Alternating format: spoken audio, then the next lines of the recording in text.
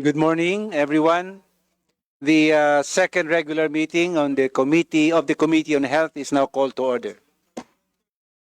May we request everyone to stand up for our opening prayer.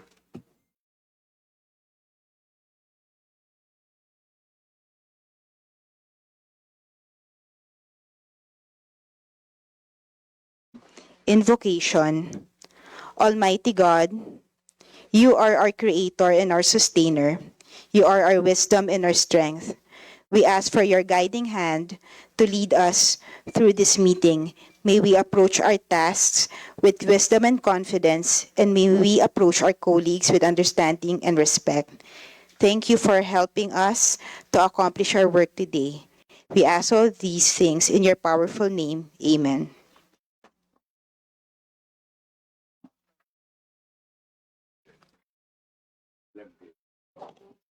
Thank you very much. Next is the calling of the roll. Mr. Chair, Yes, I move that we dispense with the calling of the roll.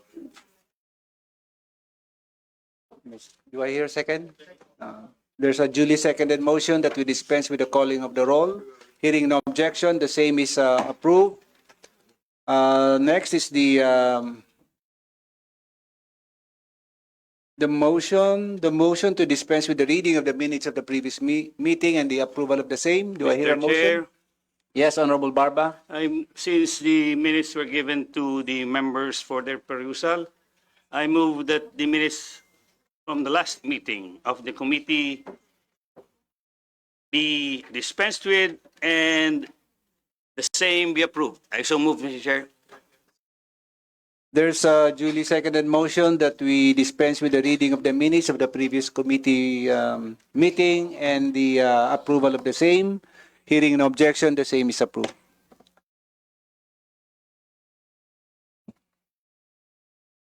At this point, we'd like to acknowledge the presence of the following members of the Committee on Health. We have Honorable Angelo Marcos Barba of the 2nd District of Ilocos Norte. Honorable Henry Uaminal Jr. of the Ascenso Pinoy Party List. Honorable Rosalie Ang Salvame of the 1st District of Palawan.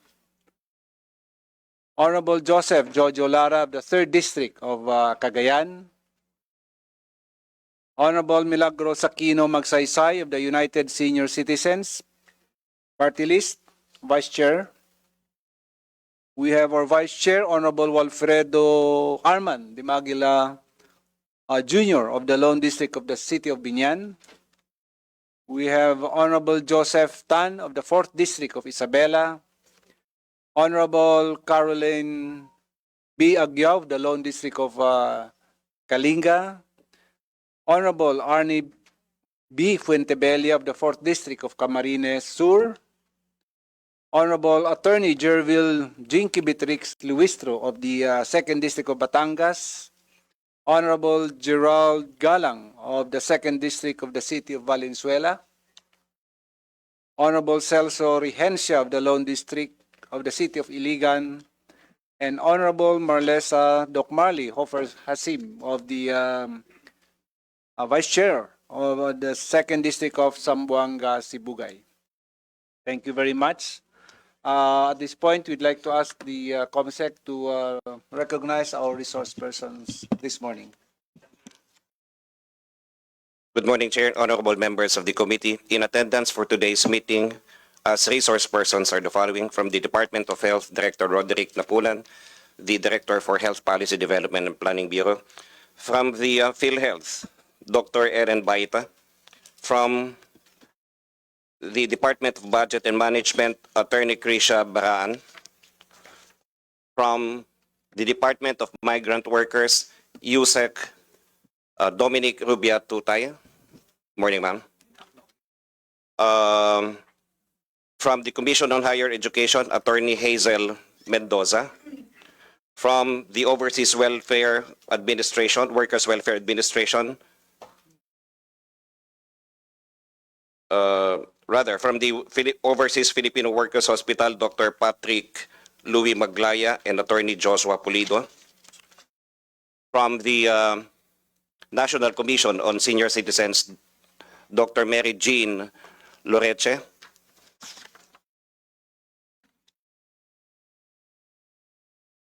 From the Soc-Sargent General Hospital, Dr. Che Ron Gampong. From the Cotabato Regional and Medical Center, Dr. Ismael Dimaren. From the Kalinga Provincial Hospital, Dr. Reynaldo Aranca. That would be all for now, Mr. Chair, honorable members. Thank you.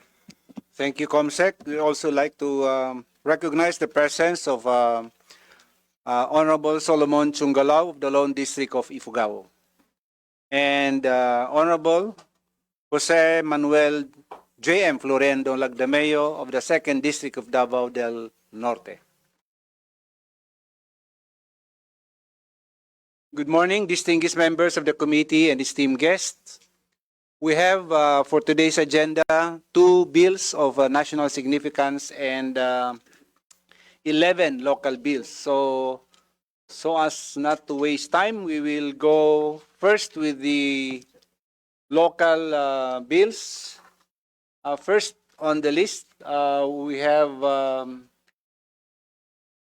House Bill number 4359, entitled an act for converting the Mabini Community Hospital in the municipality of Mabini, province of Batangas, into a specialty hospital to be known as the Batangas Tourism Specialty Hospital, and appropriating funds therefore, sponsored by Honorable Attorney Jervil Jinky Beatrix Luistro. Honorable Luistro is now recognized. Thank you, Mr. Chair. Good morning, everyone, most especially to our STEAM colleagues and our resource persons. This bill originated from an LGU hospital in Mabini, Batangas, built back in 2018, comprising of 5 buildings. 3 of them were sponsored by the government, and the remaining 2 were sponsored by San Miguel Group of Companies through its CSR program. This hospital was described by the Philippine General Hospital during that time as a turnkey hospital in view of its complete medical equipments and facilities. Suffice it to say that it was in this hospital where PGH piloted its rural surgery program, which was availed of by around 100 patients from the province of Batangas. It is because of the limitation of resources of the local governments that prompted this representation to sponsor the renationalization of this LGU hospital. Hence this bill, an act converting the Mabini Community Hospital in the municipality of Mabini, province of Batangas, into a specialty hospital to be known as the DOH Batangas Tourism Specialty Hospital, and appropriating funds therefore. Mr. Chair, esteemed colleagues, the province of Batangas has long been recognized as a powerhouse of tourism, with Mabini at its heart, renowned worldwide for scuba diving and marine biodiversity. By renationalizing the Mabini Community Hospital into a tourism specialty hospital, we aim to strengthen Batangas' tourism industry by assuring both local and foreign visitors that world-class medical services are readily available. Should this bill merit the support of the Congress, I wish to state for the record, this will be the first tourism specialty hospital in the country. Furthermore, the facility will not only serve as tourism hospital, but will also deliver general hospital services to our constituents. Our people deserve accessible, quality health care, whether they are divers, visitors, or ordinary residents in need of medical attention. Similarly, if this bill merits the support of the Congress, this will be the first national public hospital in the 2nd District of the province of Batangas. Third, this measure will help decongest Batangas Medical Center, which of course the DOH is very much aware is challenged by its over-congestion patients coming from various provinces. Establishing a fully supported hospital in Mabini, Batangas will distribute the demand more evenly, ease overcrowding, and improve delivery of services to all. I wish to state for the record as well, those who will benefit are not only the people of the municipality of Mabini. Instead, the people of the province of Batangas will all benefit from the services should this LGU hospital be renationalized. Ultimately, Mr. Chair, esteemed colleague, this is in accord with the constitutional mandate provided under Article 2, Section 15. The state shall protect and promote the right to health of the people and instill health consciousness among them. With that, Mr. Chair, I wish to proceed to few proposed amendments to the original bill which was approved in the 19th Congress. Proposed amendment for Section 1.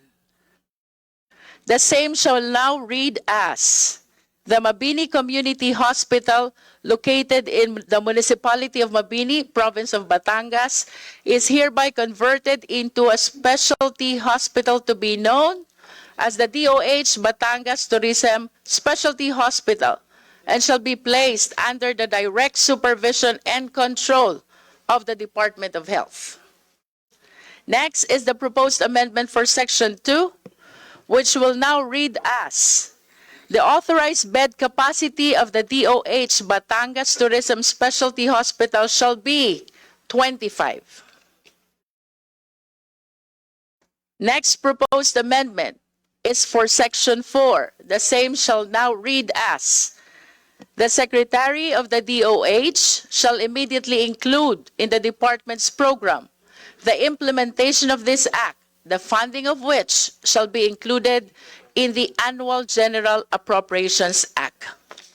Mr. Chair, esteemed colleagues, in line with the proposed amendments, this representation likewise seek that the original Section 5 be disregarded and the original Section 6, 7, and 8 be numbered this time as Section 5, 6, and 7. With that, Mr. Chair, this representation moves for the immediate approval of this bill, considering that the same was approved on the third reading during the 19th Congress of the Philippines, along with the proposed amendments in today's committee hearing. So move, Mr. Chair. Thank you, Honorable Luistro.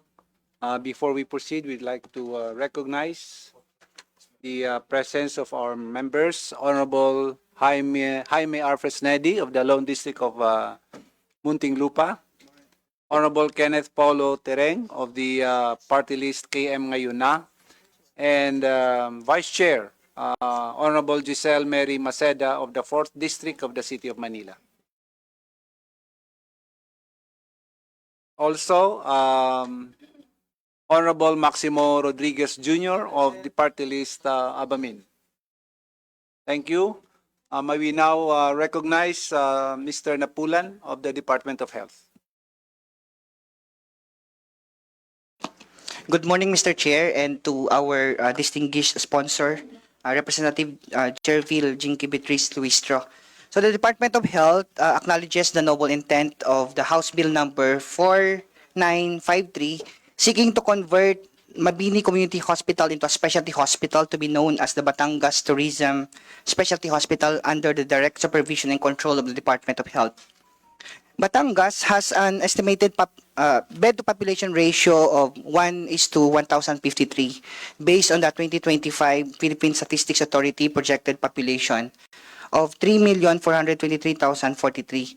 The Philippine Health Facility Development Plan 2020 to 2040 provides that the gap for hospital beds of Batangas by 2025 for level 2 and level 3 are 625 and 10,137 respectively.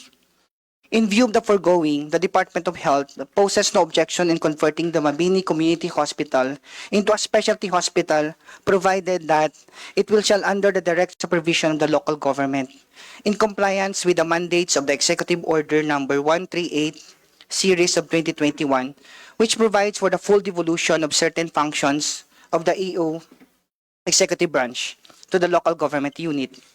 Maintaining ownership and control of the Mabini Community Hospital under the province shall ensure that the healthcare provider network is able to deliver continuous healthcare from primary to tertiary care. Further, the Department of Health recommends changing the proposal into a general hospital with multi-specialty capability, which provides more services that could cater to larger catchment of patients and address their needs, increasing its bed capacity, which will help in closing the gap for hospital beds, strengthen its healthcare provider network, and aid in service delivery to a wider population. Notwithstanding its ownership, to ensure the operations of the hospital, the Department of Health, through our Center for Health Development Calabarzon, shall provide technical assistance in the development of its hospital development plan, which shall reflect the increase in the bed capacity, service capability, establishment of healthcare programs and services for tourists, transients, and tourism-related service providers in the province aligned with the local investment plan for health, as well as the regional and provincial health facility development plan. Respectfully submitted, Mr. Chair. I will submit the signed position paper once available. Thank you. Please do so, Mr. Napulan. Thank you very much. Before we proceed, we'd like to acknowledge the presence of our members of the committee, Honorable and President Gloria Macapagal Arroyo of the 2nd District of Pampanga, Honorable Ferdinand Hernandez of the 2nd District of South Cotabato, and Honorable Maria Victoria Copilar of the 6th District of Quezon City. Thank you. Reaction, Honorable Luistro, before we approve? Mr. Chair, may I just respectfully reiterate the reason which prompted this representation to file this bill is, of course, the limitation of the resources of the local government in running an important facility like a hospital. During the previous Congress, most of the members of the House who are sponsoring renationalization of hospital would often say, we will not be filing this bill if only the local governments can operate these hospital establishments in the province. I therefore solicit the strongest support of the Department of Health, although I understand that it is receiving already all the necessary technical assistance. The province will appreciate more if the appropriation provision, such as the charging of its budget with the Department of Health instead of the local government, will likewise be supported by the Department of Health. We are cognizant about the devolution of health services to the local government, but this representation is just being realistic. A hospital service cannot be addressed by the local government in view of the limitation of its resources.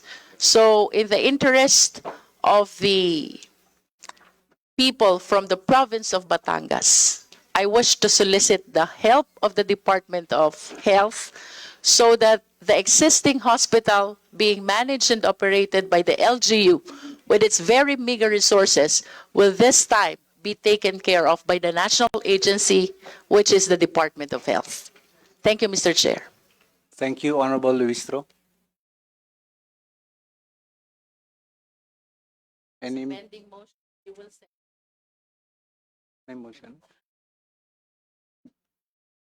Good morning, Mr. Chair. I second the motion to approve House Bill 4359, formerly House Bill 11517. Thank you. There is a duly seconded motion to approve House Bill number 4359. Any objection? Hearing none, House Bill number 4359 is now approved. Congratulations. Next on the list is House Bill number 2103, an act establishing in the municipality of Tigaon, province of Camarines Sur, a basic comprehensive specialty center to be known as the Tigaon Mother and Child Specialty Center, and appropriating funds therefore by Honorable Representative Arnie B. Fuentebella. Honorable Fuentebella is now recognized. Thank you, Chair. Thank you to the members of this committee, to our resource persons, our guests, Diyos maray na agapos and nagabos. First of all, I would like to thank this committee through our chairman for once again taking up this bill. This bill has been approved in 19th Congress, first and second, third reading, but apparently hindi lang po gumalaw sa Senado. So, with this, just for experience, Section 48, bills and resolutions favorably acted upon. Local bills filed in the immediately preceding Congress and to have been approved on third reading may be disposed of as matters already reported upon. So with this, Mr. Chair, I humbly seek again the approval of this bill since it was approved in the 19th Congress. And I would like to propose an amendment just for the title.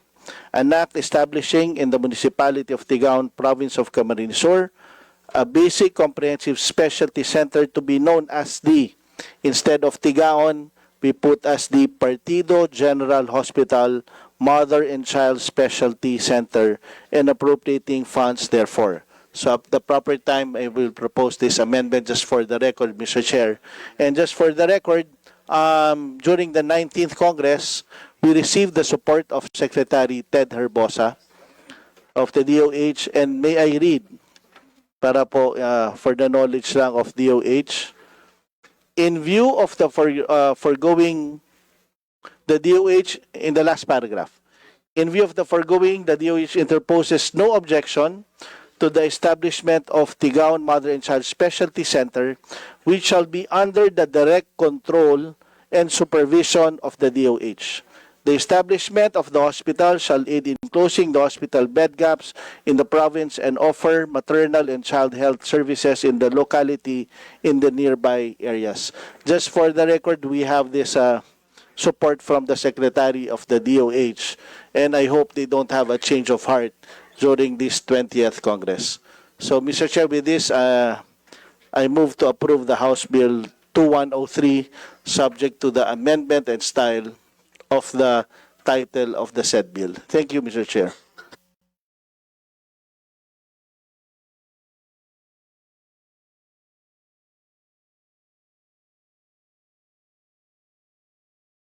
So there's a duly seconded motion that House Bill number 2103 invoking the Section 48 and with the position of the Secretary of Health. Hearing no objection, the same is approved. Congratulations. Thank you, Chair.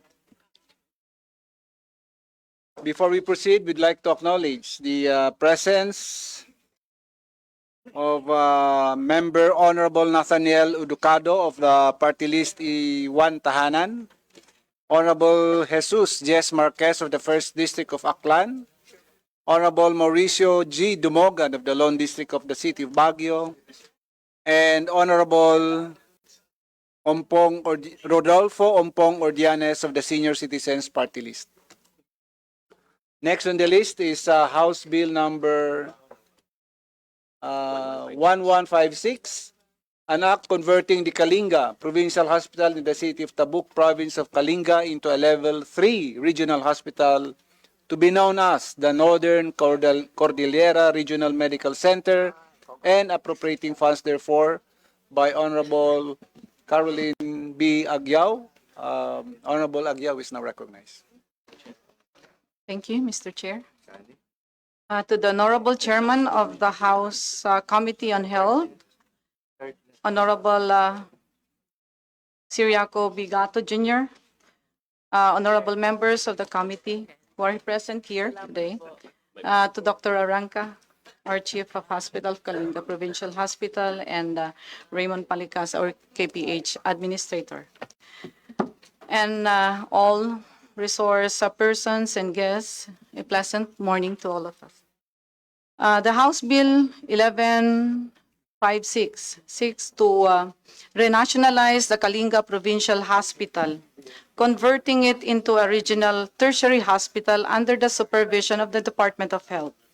This is a refiled bill which has reached and passed the Senate Committee on Health during the 18th Congress. However, it did not pass into law due to time constraint and prevailing events during that period. Under the declared policy of the Senate, of the state, enshrined into the Constitution, the state shall protect and promote the right to health of the people and instill health consciousness among them. Towards this end, the state shall give primary, secondary, and tertiary health services, adequate, accessible, and affordable to all citizens. House Bill 1156 then seeks to realize this constitutional mandate as it aims to provide a more comprehensive, accessible, and effective quality health care and services not only to the province of Kalinga, but also to the neighboring provinces of Isabela, Apayao, Cagayan, Mountain Province, and Abra. While it is true that the Executive Order Number 138 Series of 2021 provides the devolution of certain functions of the executive branch, including the basic health services to LGUs, the provincial local government of Kalinga, however, does not have enough funds to support the operation, expansion, and upgrading of the Kalinga Provincial Hospital. It is to be emphasized that healthcare is not the only devolved services under the local government code. As it is, the province of Kalinga has 6 district hospitals under its authority. The Kalinga District Hospital, Pinokpok Hospital, Western Kalinga District Hospital, Juan M. Duyan Memorial Hospital, Tanudan Municipal Hospital, Kalinga Gabriela Mihakim Medical Center. All similarly needing upgrading of facilities to cope up with the crucial emergency and primary medical needs of the people. The operation and improvement of the 6 district hospitals entail huge funding requirements, hence notwithstanding the adjustment of its era. The provincial local government unit of Kalinga could not simply provide for the operation and much needed upgrading of the Kalinga Provincial Hospital. It is also noteworthy, Mr. Chair, that the province of Kalinga is one of the provinces that has no DOH hospital. Over the years, the inadequate equipment and resources of the hospital, as well as the already undermanned workforce, are thinly spread among its numerous patients and cannot address the more specialized services for complex diseases and injuries. Most of the patients are indigent and cannot afford to go to regional, like in BGH, Baguio General Hospital, and it takes 8 hours drive. And of course, in Cagayan, and 2 specialized hospital in the neighboring provinces and in Metro Manila. And thus confine themselves to a meager resources of the hospital. With this, Mr. Chairman, as it is the clamor of the people of Kalinga, I and the officialdom of the province of Kalinga earnestly appeal to your benevolent heart for the approval of this bill. I so move, Mr. Chair. Thank you so much.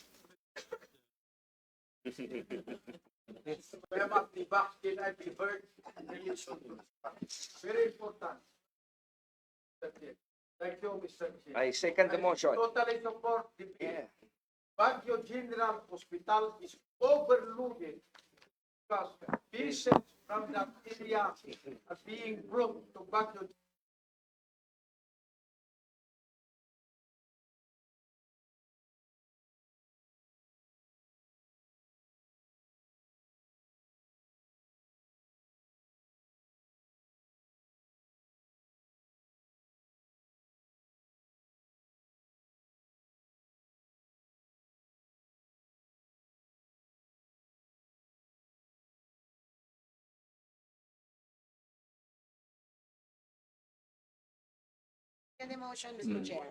Thank you very much, Honorable Domogan. We hear you.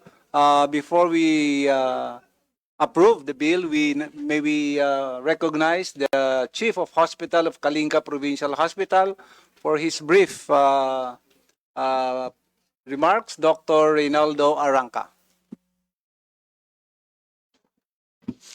The Honorable Chairman and the respected members of the House of Representatives Committee on Health, good morning.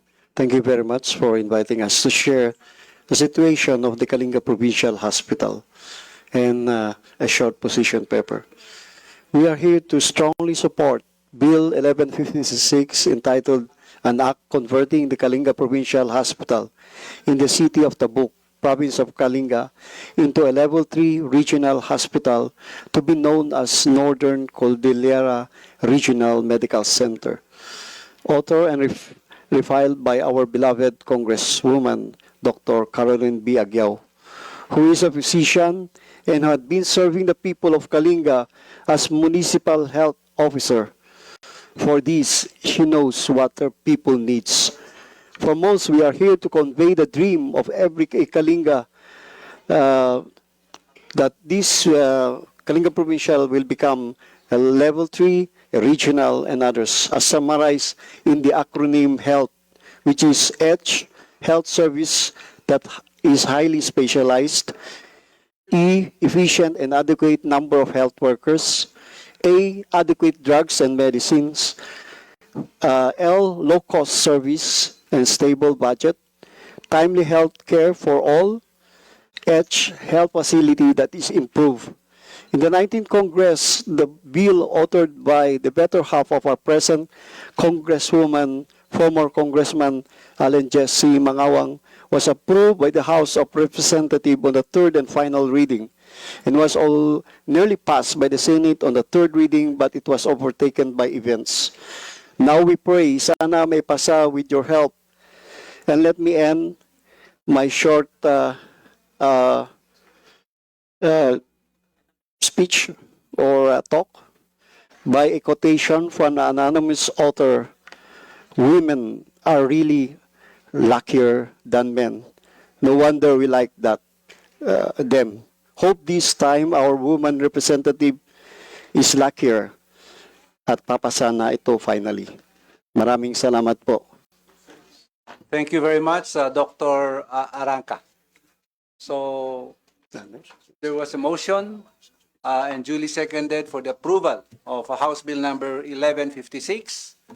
And hearing no objection, House Bill number 1156, the Act converting the Kalinga Provincial Hospital in the City of Tabuk, Province of Kalinga, into a Level 3 Regional Hospital to be known as the Northern Cordillera Regional Medical Center and appropriating funds, therefore, is now approved. Congratulations. Before we proceed, we'd like to recognize Committee Member Honorable Lionel Ceniza of the 2nd District of Davao de Oro. Next on the list is House Bill number 1072, an act establishing in the municipality of Amulong, Province of Cagayan, a basic comprehensive specialty center to be known as the Cagayan Valley Mother and Child Specialty Center and appropriating funds, therefore, by Honorable Joseph Jojo Lara. Honorable Lara is now recognized. Thank you, Mr. Chair. To the Honorable Chairperson of the Committee on Health, Representative Shiriaco Bigato of the Lone District of Batanes, our former president, now Congressman Gloria Macapagal-Arroyo, distinguished members of the committee, fellow congressmen and guests, good morning to all. I would like to seek your support for the passage of House Bill number 1072, entitled an act establishing in the municipality of Amulong, province of Cagayan, a basic comprehensive specialty center to be known as the Cagayan Valley Mother and Child Specialty Center, and appropriating funds therefore. This measure successfully passed third reading in the previous Congress and was transmitted to the Senate in March 2024. According to Rule 10, Section 48 of the Rules of the House of Representatives, local bills which were previously filed in the immediately preceding Congress and have been approved on third reading, the same may be disposed of as matters already reported upon the approval of majority of the members of the committee present, there being a quorum. Given the urgent need to address maternal and child health concerns in our province of Cagayan, and in accordance with our rules, I respectfully move for the approval of this bill. Thank you, Mr. Chairman, and we place our trust in the committee's wisdom, compassion, and unwavering commitment to public health. Once again, Mr. Chairman and members of this committee, I seek the support of this committee and I move for the approval of House Bill 1072. Thank you very much, Mr. Chair.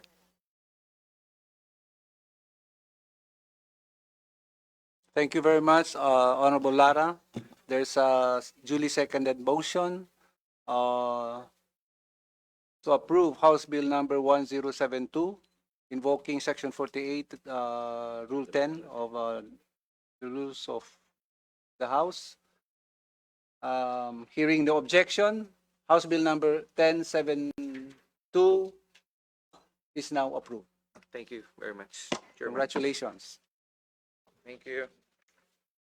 Next is House Bill number 2935, an act establishing a district hospital in Iligan City to be known as the Iligan Regional Medical Center and appropriating funds therefore by Honorable Celso Rehencia. Honorable Rehencia is now recognized. Thank you, Mr. Chair. Magandang umaga po sa ating lahat. Kay Madam Gloria Macapagal-Arroyo, sa ating Mr. Chair, mga kasamahan ko na mambabatas, good morning. Ikinararangal ko pong iharap sa inyo ang House Bill number 2935 na naglalayong magtatag ng Iligan Regional Medical Center. Inihiling ko po sa committee na ang explanatory note ng House Bill number 2935 ay maisama at maging bahagi ng sponsorship speech na ito. Nais ko lamang magdagdag ng ilang personal na damdamin at karanasan. Ang Iligan ay isang lungsod na may mahigit 400,000 residente at nagsisilbing sentro para sa Lanao del Norte, Lanao del Sur, Misamis Occidental, Misamis Oriental at maging bahagi ng BARM. Subalit, hanggang ngayon, wala pa itong ospital na pinamamahalaan ng Department of Health. Sa normal na panahon, hindi na sapat ang aming city hospital. Puno ang mga ward, mahaba ang pila, at may mga pasyenteng matagal bago mabigyan ng kama at lunas. Lalong higit noong panahon ng Marawi Siege, nang dumagsa ang mga sugatan at lumikas sa Iligan. Ako po ang alkalde ng lungsod noong mga panahong yun at doon ko mismo nasaksihan ang bigat ng sitwasyon. Ang aming lungsod ang naging takbuhan ng libu-libong tao at ang aming maliit na hospital ay agad na puno. May mga pasyenteng wala nang malipatan kundi pasilyo. May mga doktor at nurse na halos hindi na makapagpahinga at maraming pamilya ang nag-alala kung saan pa sila makakuha ng agarang lunas.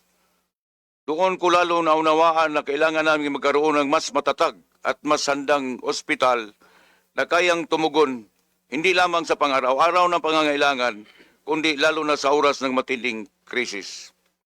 Ngayon, ang pinakamalapit na DOH Hospital ay nasa Cagayan de Oro, which is 89 kilometers away from Iligan City, at Marawi, na mayroong 39 kilometers away. na kapwa na rin punong-puno at hirap sa dami ng pasyente. Kaya't ang Iligan Regional Medical Center ay hindi lamang para sa Iliganon, kundi para sa buong Hilagang Mindanao at Bangsang Moro, upang makatulong sa decongestion at magdala ng serbisyong abot kaya at di kalidad. Mga kasama sa kalusugan, ay hindi pribilehiyo kundi ito ay karapatan. Buong pagpakumbaba at panindigan, hinihiling ko ang suporta ng Komite sa Kalusugan para sa agarang pagpasa ng House Bill number 2935. Maraming salamat po. Thank you, Honorable Rehencia. From the Department of Health, Mr. Napulan. Thank you, Mr. Chair. The Department of Health acknowledges the intent of the House Bill number 2935, which seeks to establish Iligan Regional Medical Center, a tertiary-level hospital under the DOH supervision, to provide accessible, affordable, and quality health services to the residents of Iligan City and, of course, to other nearby areas. Lanao del Norte has one component city, 22 municipalities, including the city of Iligan. Based on our 2025 Philippine Statistics Authority projected population of 1,155,404, the province has estimated bed-to-population ratio of 1:1,389, which exceeds the ideal ratio of 1:1,000 bed-to-population ratio. Iligan City has 6 licensed hospitals, 5 are privately owned, 3 level 1, 2 level 2.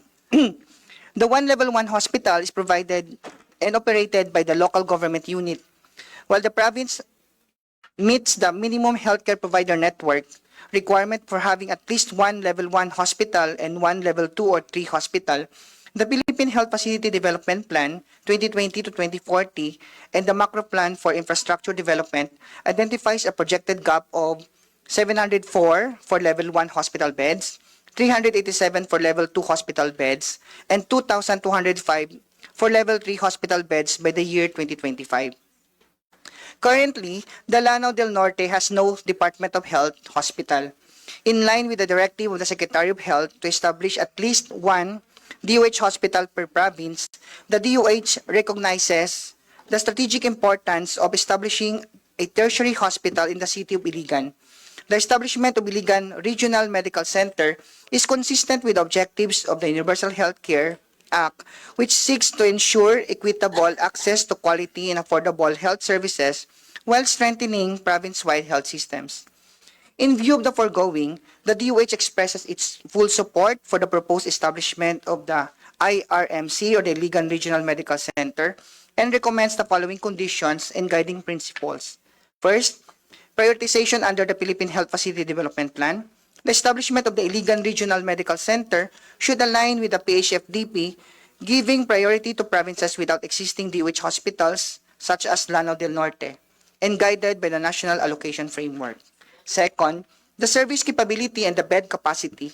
The DOH must determine the appropriate service capacity and bed expansion to ensure alignment with the province healthcare provider network. Third, infrastructure and accessibility. The hospital must be located on a site with adequate land, basic utilities, ICT infrastructure, and transport access to support current needs and future expansion. Governance strengthening is the last. The Northern Mindanao Center for Health Development must be capacitated to provide technical assistance and ensure continuity of services. Budget support. Adequate funding must be secured for personnel services, MOOE, or the maintenance and other operating expenses, and capital outlay to sustain the hospital's operations under the DOH management. And last but not the least is the integration into the provincial health system. The establishment must ensure that Lanao del Norte's health system retains a full range of facilities in accordance with the UHC Act and the guidelines on the integration of the local health systems. Respectfully submitted, Mr. Chair. Thank you. Thank you, Mr. Napulan.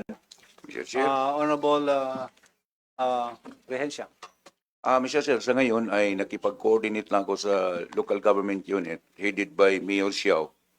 At mayroon na pong lupa na nailaan sa local government unit para pagpatayuan natin ng hospital doon sa Iligan City. At sa layunin ng DOH na kailangan mag-cater ang Iligan City sa mga neighboring provinces ay ginagawa na po namin yon, Mr. Chair. So, nag-uusap lang po kami na kung ano ang malapit na hospital, yun po ang dalhan ng mga pasyente sa mga neighboring provinces. So I move, Mr. Chair, that this House Bill number 2935 will be approved. There is a duly seconded motion that House Bill number 2482, establishing specialty hospital in, no.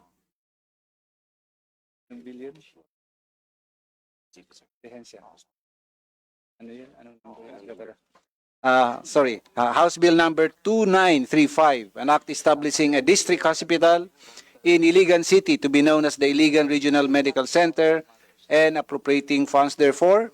Hearing no objection, House Bill number 2935 is now approved. Congratulations.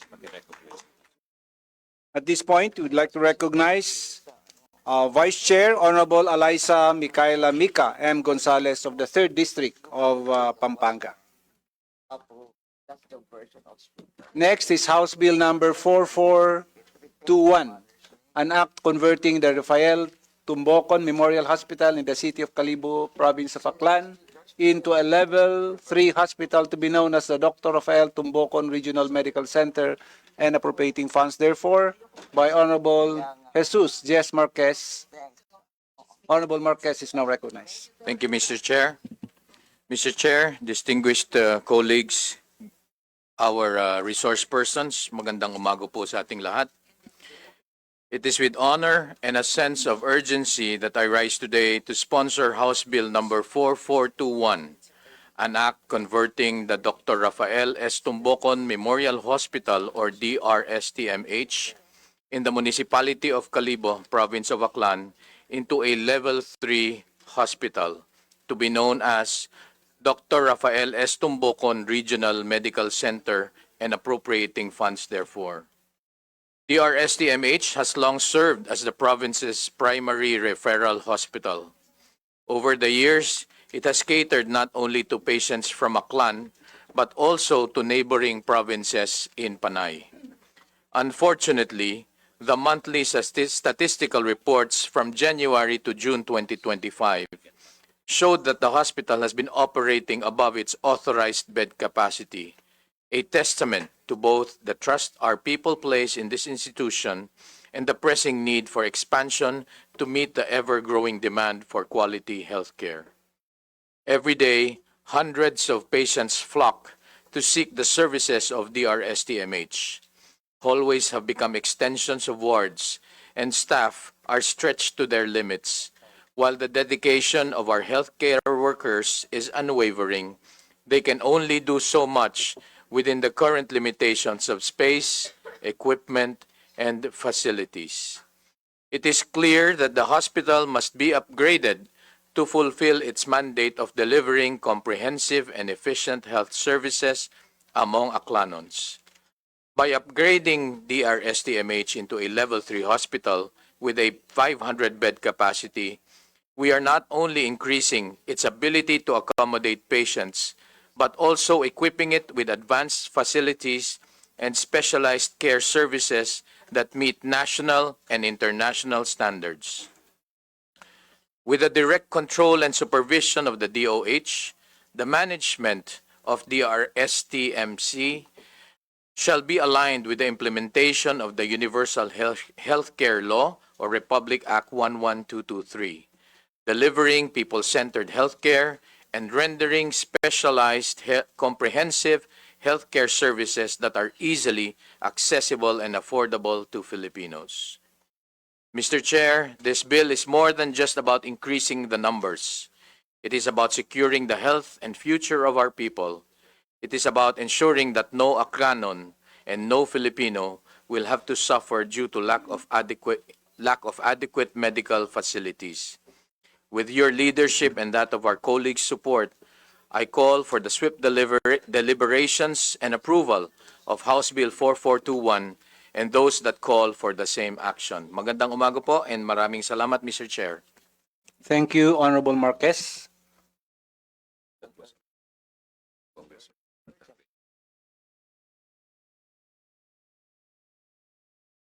So this was already approved on a third reading in the 19th Congress. So there is a duly seconded motion that House Bill number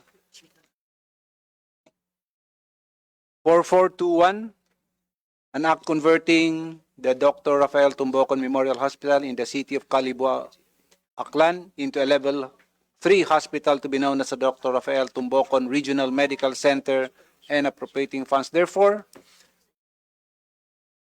hearing no objection, the same is approved. Congratulations. We'd like to recognize the presence of committee member Honorable Agustina Dominic Ditchetina Pancho of the 2nd District of Bulacan. At this point, we would like to suspend the deliberation of the local bills and now proceed to the two bills of national significance. We will first tackle the bills on OFW hospitals. First is House Bill number 4530, an act enhancing the medical access of overseas Filipino workers and their families by strengthening the OFW hospital and appropriating funds. Therefore, by Honorable Gloria Macapagal Arroyo. Honorable Macapagal Arroyo is now recognized.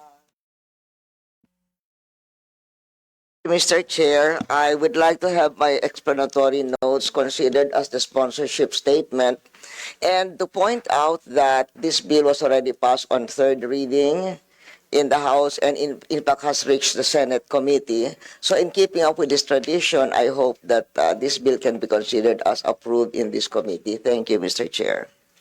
Thank you very much, Honorable Macapagal Arroyo.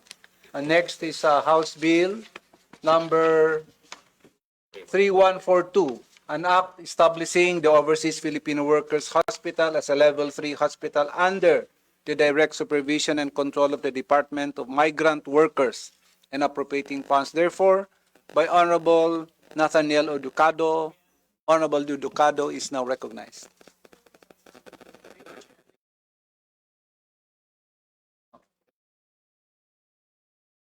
Diyan ba siya?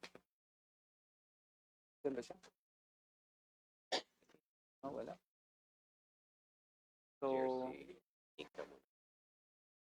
while waiting for Honorable Ducado, we will now tackle House Bill number 296, an act establishing the Overseas Filipino Workers Hospital as a Level 3 hospital under the direct supervision and control of the Department of Migrant Workers and appropriating funds. Therefore, by Honorable Eliza Micaela Mica Gonzalez.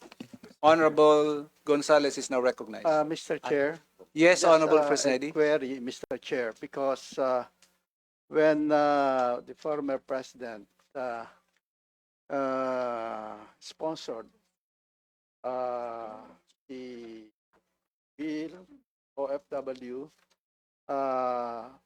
although she mentioned that it was already approved, third reading at the same time in the Senate, nevertheless, I believe, Mr. Chair, that we need to approve the same because we are discussing this matter in this hearing, Mr. Chair. And I believe, Mr. Chair, that the body has to move to approve the same bill, Mr. Chair. Thank you very much, Honorable President Eddie. Yes, we are just presenting the several bills on OFW, and then after the presentation of the bills, OFW bills, there will be deliberation, and then its consequent approval, Honorable President Eddie. I-present muna yung mga 5 bills on OFW, and then if there are other questions or inquiry, then you can interpolate, and then we can have a motion for approval. Okay, Okay. Mr. Chair. Thank you, Honorable President Eddie. Mr.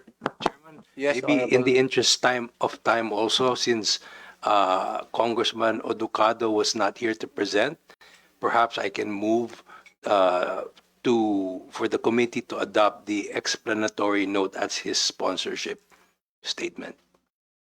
Is this with the knowledge per- of No, it's not, but you know, Honorable I would Educado? assume that he would, oh, there he is. Okay, okay. Okay. Your the problem is now solved.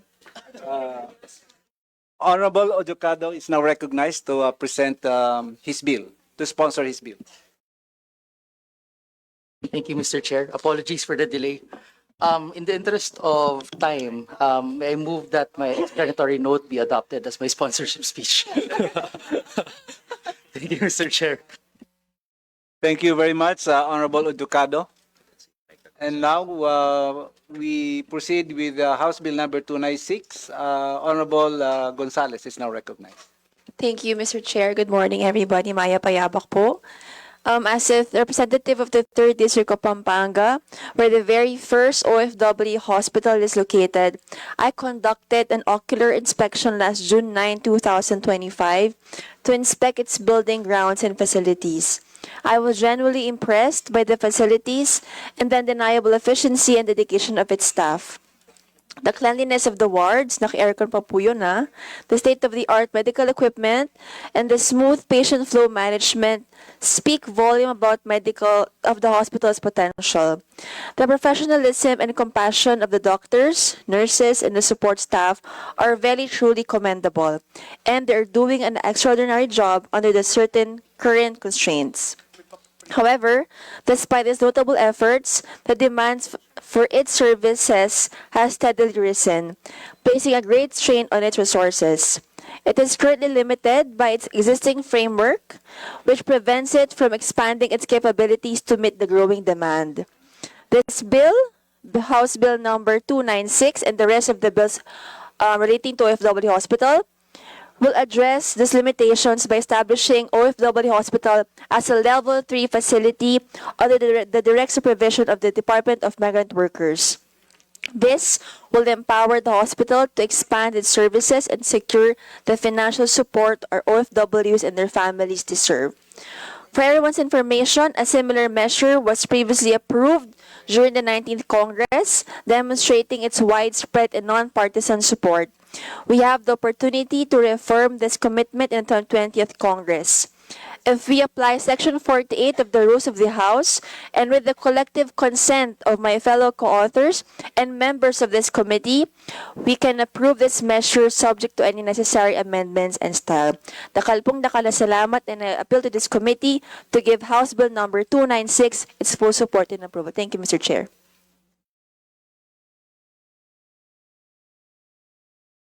Thank you, Honorable Gonzales. Next is House Bill number 1592 and House Bill number 2049, whose authors are not present here this morning, and so Honorable Gonzales will sponsor the two bills. Honorable Gonzales. Thank you again, Mr. Chair. Good morning. In the absence of the authors of House Bills number 1592 and 2049, may I request the chairman of the committee to please adopt the explanatory note to be its sponsorship speech, Mr. Chair. Thank you, Honorable Gonzales. Honorable Fresnedi. Yes, Mr. Chair. I move that all bills referring for the establishment of OFW hospitals be approved, Mr. Chair.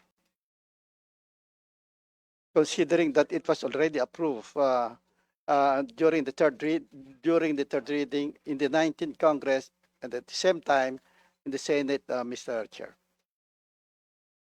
So there's a duly seconded motion that all bills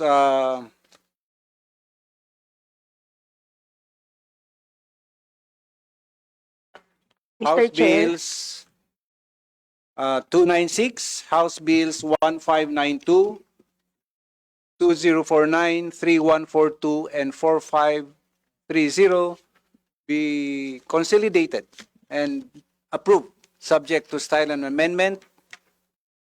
Hearing no objection, the same is approved.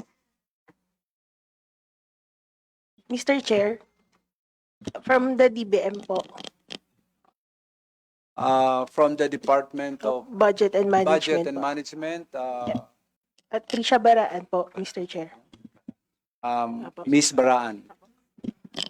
We would like to clarify na po since various po yung bills kung sino po yung appropriate agency to supervise the hospital. Since yung ibang bills po DMW and some bills po DOH. So we defer po to DOH kung sino po yung appropriate agency. To ensure lang po na may yung proper delineation of function po and avoid duplication of functions and benefits po for the patients. Thank you po. 1 minute suspension.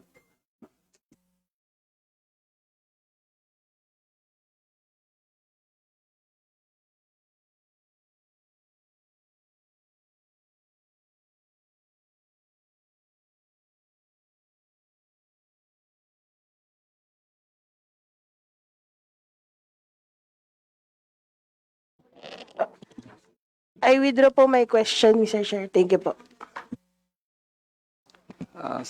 Meeting is resumed. You please repeat your motion. Apologies, Mr. Chair. I withdraw po my question. Thank you po. Thank you very much, Ms. Baraan.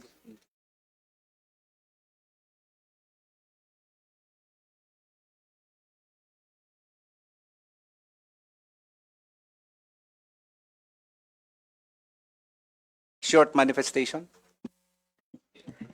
Thank you, Mr. Chair. Yusek Niki po from the Department of Labor and Employment. Department of Migrant Workers, Mr. Chair.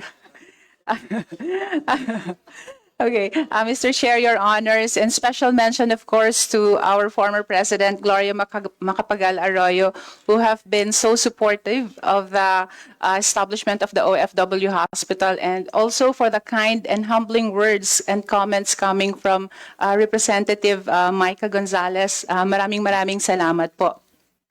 Sa ngalan po ng aming kalihim, Secretary Hans Leo J. Kakdak, the DMW would like to express its strong support for the Committee on Health's initiative to establish an OFW hospital by crafting House Bills numbers 296, 1592, 2049, 3142, and 4530. The spirit and intent of the aforementioned bills are very timely as they showcase the department's commitment to upholding and implementing the mandate of the Department of Migrant Workers, which is to protect the rights and promote the welfare of the overseas Filipino workers. We note that the proposed bills mentioned above are designed to address and enhance the healthcare needs of our OFWs and their families, I emphasized. This legislative measure aims to ensure that our modern-day heroes receive comprehensive, accessible, and sustained medical care, both while working abroad and upon their return to the Philippines. By institutionalizing healthcare support, the bill underscores the government's commitment to safeguarding the well-being of OFWs and recognizing their invaluable contributions to the nation's economy and to the society. As there are 5 bills being presented to us, we proposed a consolidated bill, Your Honor, and the DMW will submit its specific wordings and provisions to the said consolidated bill, Your Honor. Thank you po. Thank you very much.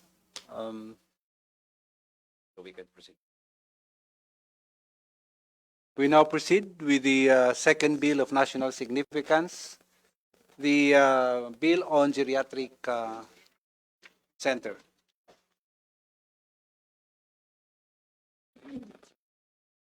House Bill number 1883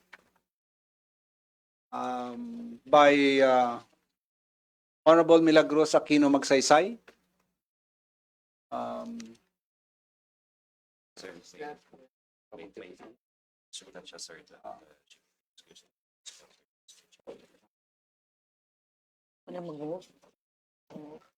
Okay, Honorable Magsaysay is not around. We now proceed with House Bill number 430 by Honorable Rodolfo Ompong Ordanes. Thank you, Mr. Chair. to our former president and now Representative Gloria Macapagal Arroyo, to my distinguished colleagues and our resource persons, magandang umaga po sa ating lahat. I am honored to sponsor House Bill number 430 entitled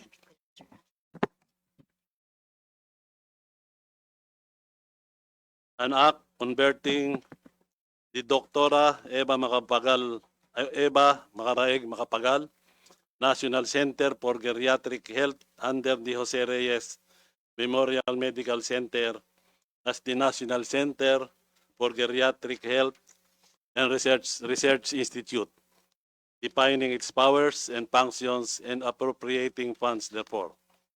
The elderly population in our country is steadily increasing. While this is something to celebrate, it also poses a significant challenge to our healthcare system. At present, we lack sufficient healthcare facilities, specialists, and programs dedicated to geriatric care. We have a shortage of trained geriatricians, and we need more integrated services and research that address the biological, psychological, and social needs of our senior citizens. This bill seeks to bridge that gap, and through this measure, the institution will now serve as the National Apex Hospital for Geriatric Care through expanding hospital capacity and specialized services for senior citizens, adopting a multidisciplinary approach involving doctors, nurses, social workers, and allied professionals, and serving as a hub for research and training to ensure that future healthcare providers are equipped to meet the needs of an aging population. My dear colleagues, this is not only about healthcare. It is about dignity and showing our senior citizens that after devoting their years to their families, our communities, our nation, they deserve nothing less than specialized and compassionate care. Ngayon pa lang, ramdam na natin ang bigat sa ating healthcare system dahil sa lumalaking populasyon ng mga nakakatanda.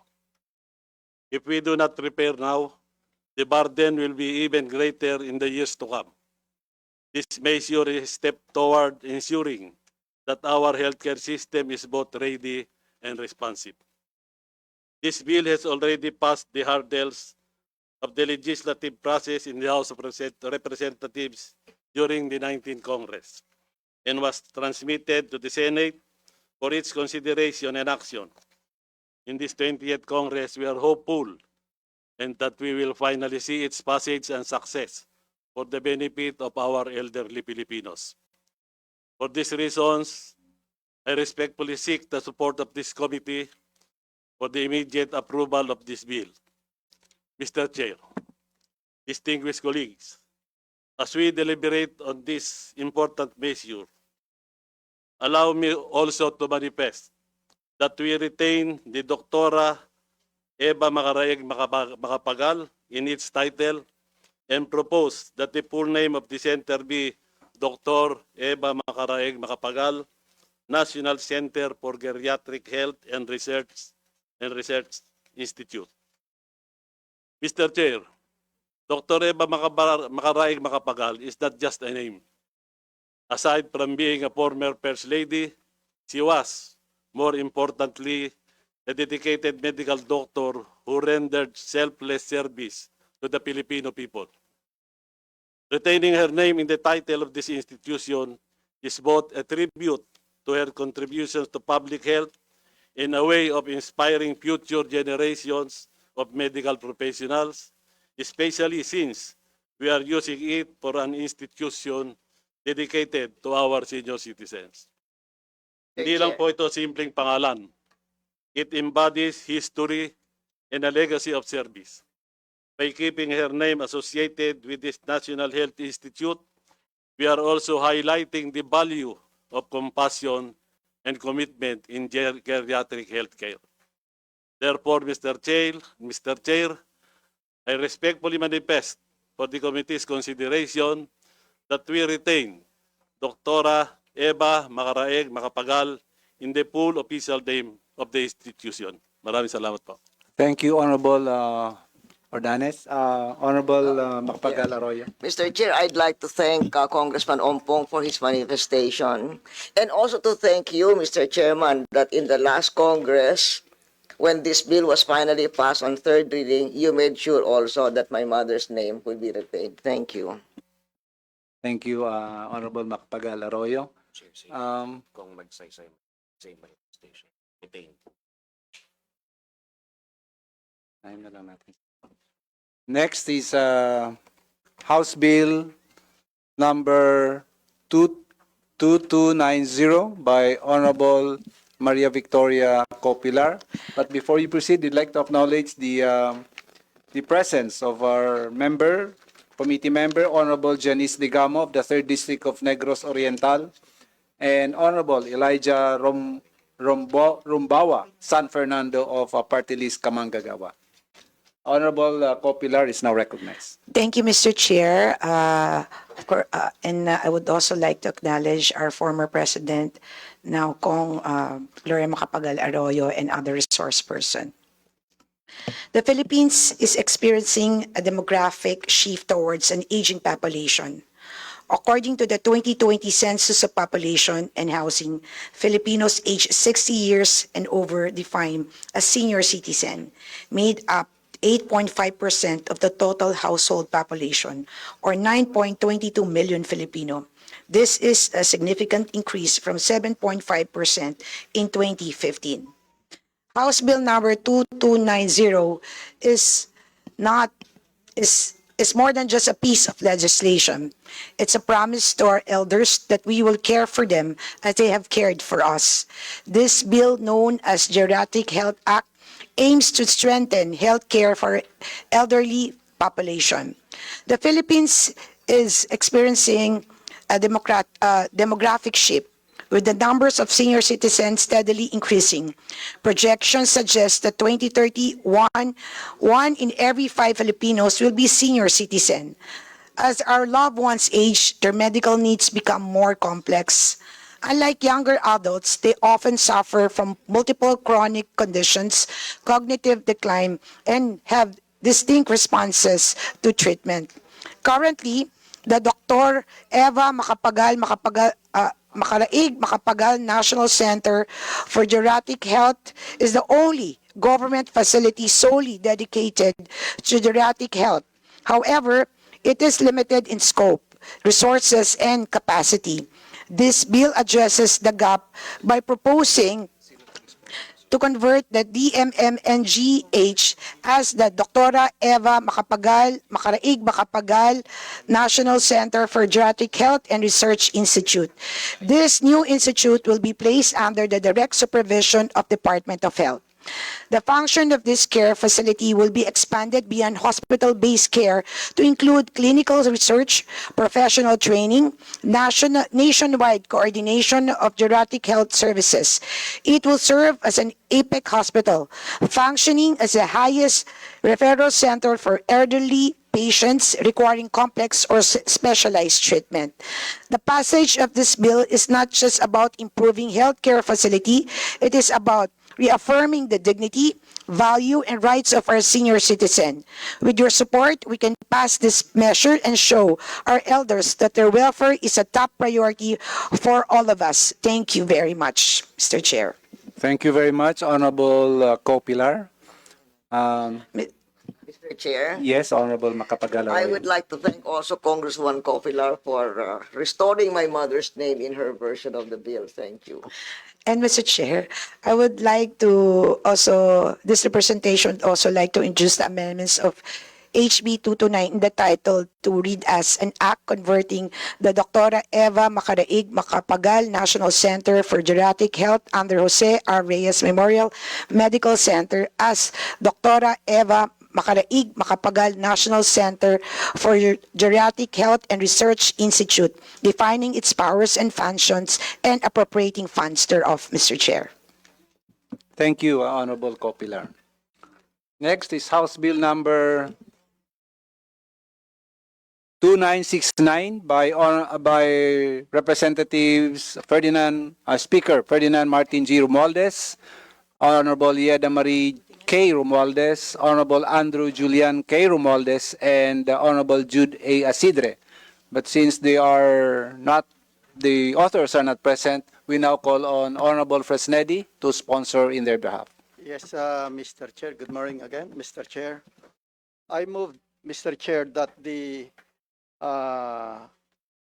explanatory note of House Bill number 2969 be adopted as the sponsorship speech by the said author, Mr. Chair. So move, Mr. Chair. Seconded. Mr. Chair, may I explain my second to the motion? House Bill 2969, authored by Speaker Romualdez et al., was the version that was approved on third reading in the last Congress. Thank you. Thank you, Honorable Macapagal Arroyo.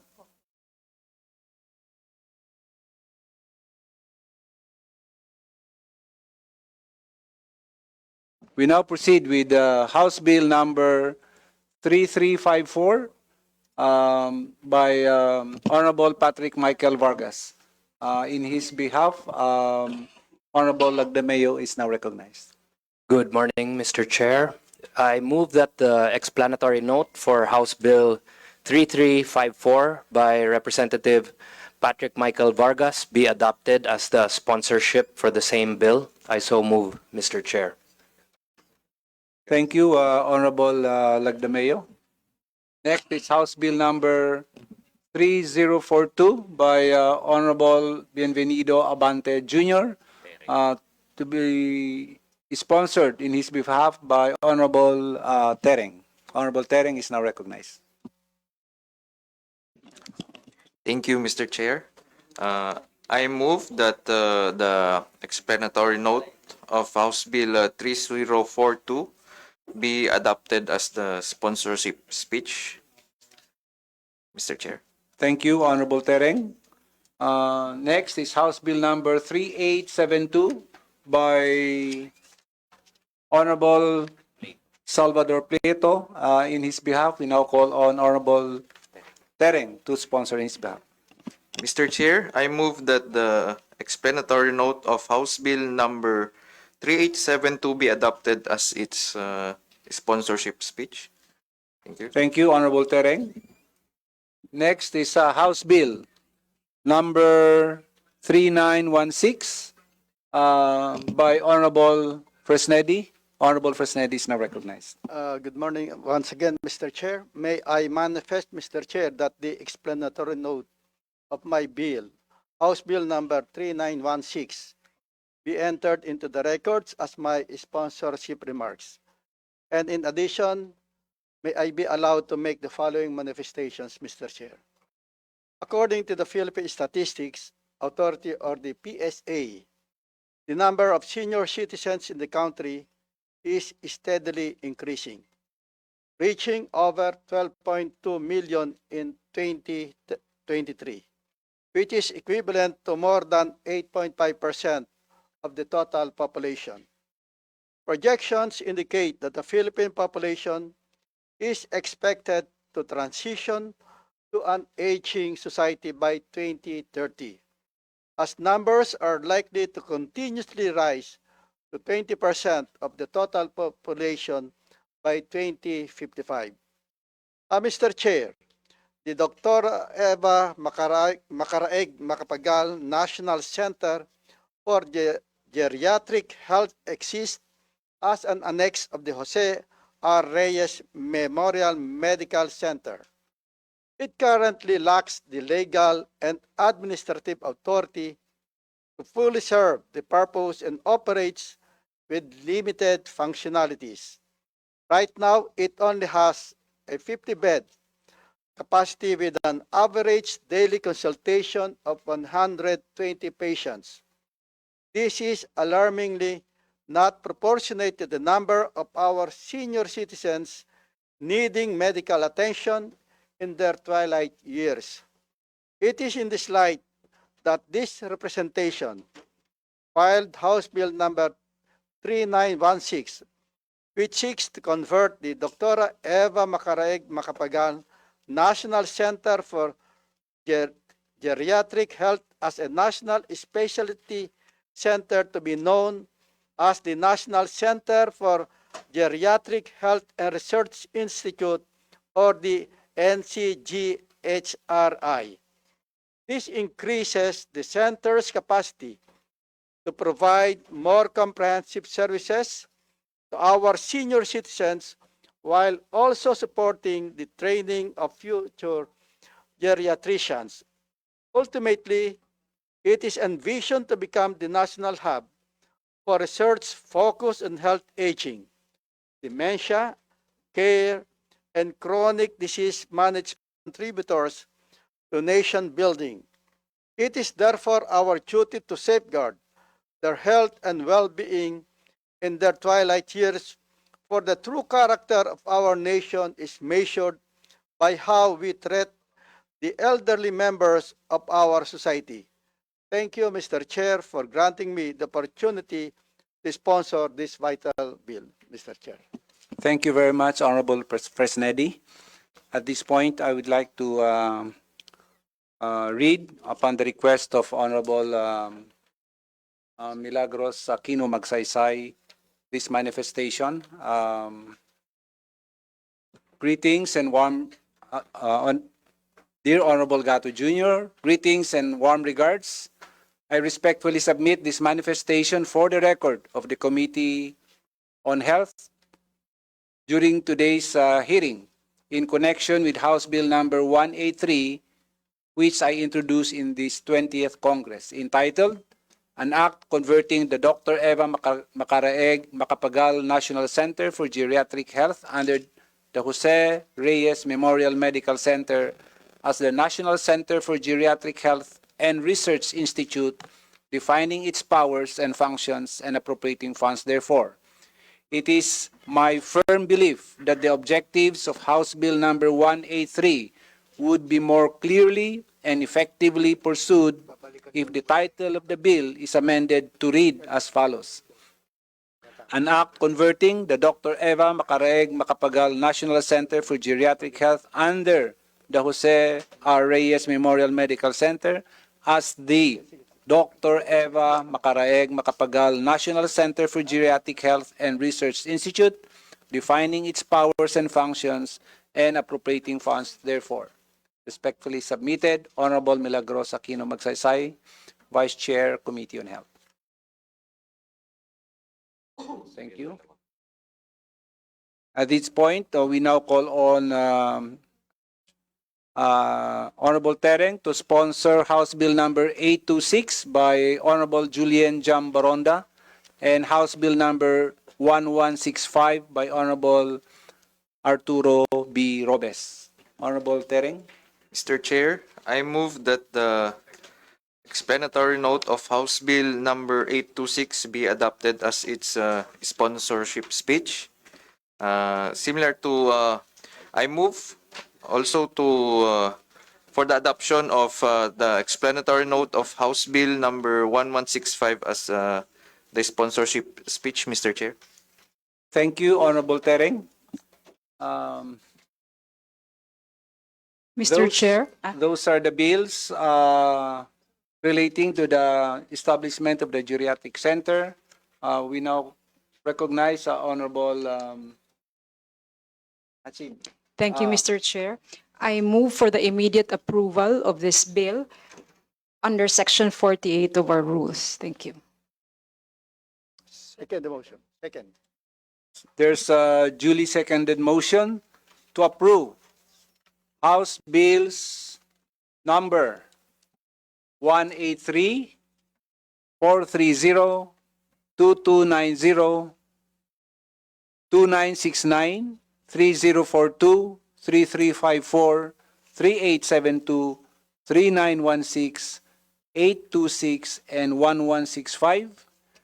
Hearing no objection, the same is approved. May we now recognize Mr. Napulan for for the manifestation of DOH. Yeah, thank you, Mr. Chair. So the Department of Health fully supports the aforementioned measures and recommends for the following in consideration of this committee.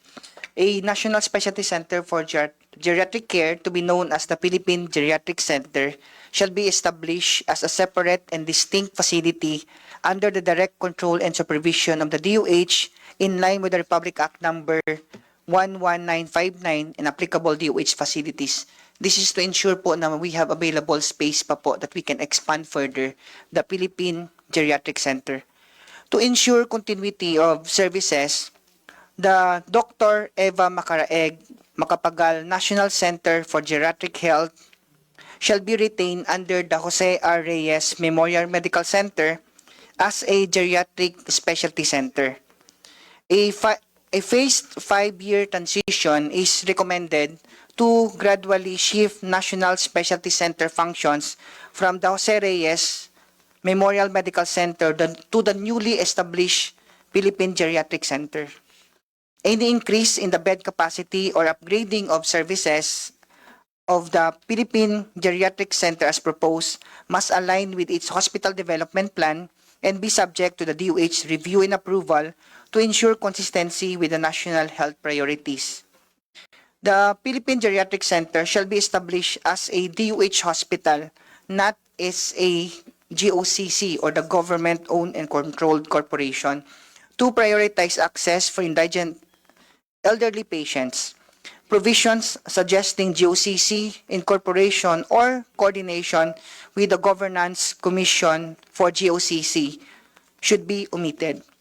The functions of the Philippine Geriatric Center shall align with those outlined for the National Specialty Centers Act or the Republic Act number 11959, including clinical service delivery, research, training, and coordination with relevant professional organizations as further defined in the implementing rules and regulations. On the House Bill number 3872, the term DOH hospitals should be used instead of the DOH retained hospitals to reflect all facilities under DOH supervision, including those that have been renationalized. References to specific organizations should be replaced with the phrase relevant professional organizations for flexibility and inclusivity. And on the House Bill number 826 that seeks to establish the Iloilo City Geriatric Medical Center and the House Bill number 1165 that seeks to establish the City of San Jose del Monte Geriatric Medical Center, we propose instead of establishing new specialty hospitals in Iloilo City and San Jose del Monte City, the DOH would like to recommend to support the ongoing development of the DOH hospitals designated as the specialty centers for geriatric center within or closest to these cities. These DOH hospitals are Western Visayas Medical Center, which is located in Mandurriao, Iloilo City, and Dr. Jose N. Rodriguez Memorial Hospital and Sanitarium, which is also located in Tala, Caloocan City, respectively. So, the Western Visayas Medical Center and the Dr. Jose N. Rodriguez Memorial Hospital and Sanitarium shall serve as the end referral hospitals, providing specialty care services for the senior citizens in their respective regions and nearby areas. Moreover, for the local healthcare provider networks in these areas should be strengthened to ensure that geriatric health services are available and accessible across all levels of care. So to further realize the intent of the said measures, the DOH would like to submit the attached our proposal for consideration of this honorable committee for consideration. Respectfully submitted, Mr. Chair. Thank you, Mr. Napulan. Please submit to the committee your position paper.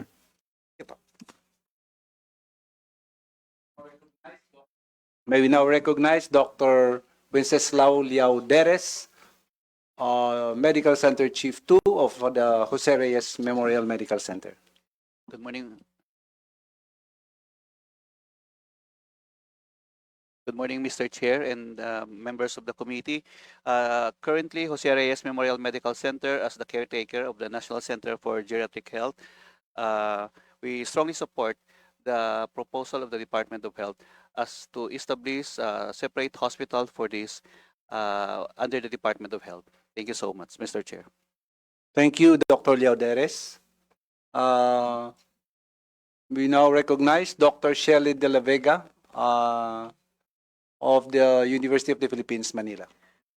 Good morning, Honorable Chair, and of course, former President Honorable Macapagal Arroyo, Secretary Lar, members of the Committee on Health, resource speakers, DOH representatives. After hearing all of your depositions, we move to the formal inclusion of the UP Manila National Institutes on Aging in the Board of Advisors of the Implementing Rules and Regulations of the proposed Dr. Eva Macaraeg Macapagal, Philippine Geriatric Health and Research Institute. We have been working on this bill for many years now, and we fully support it.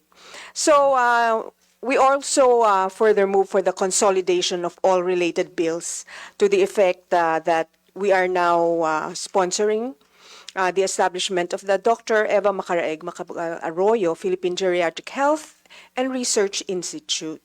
Now, the UP Manila National Institutes of Health is a member of the Philippine National Health Research Institute, and it is a system that integrates a national framework for research, and the Institute on Aging sits as the main body that takes care of older persons and researches.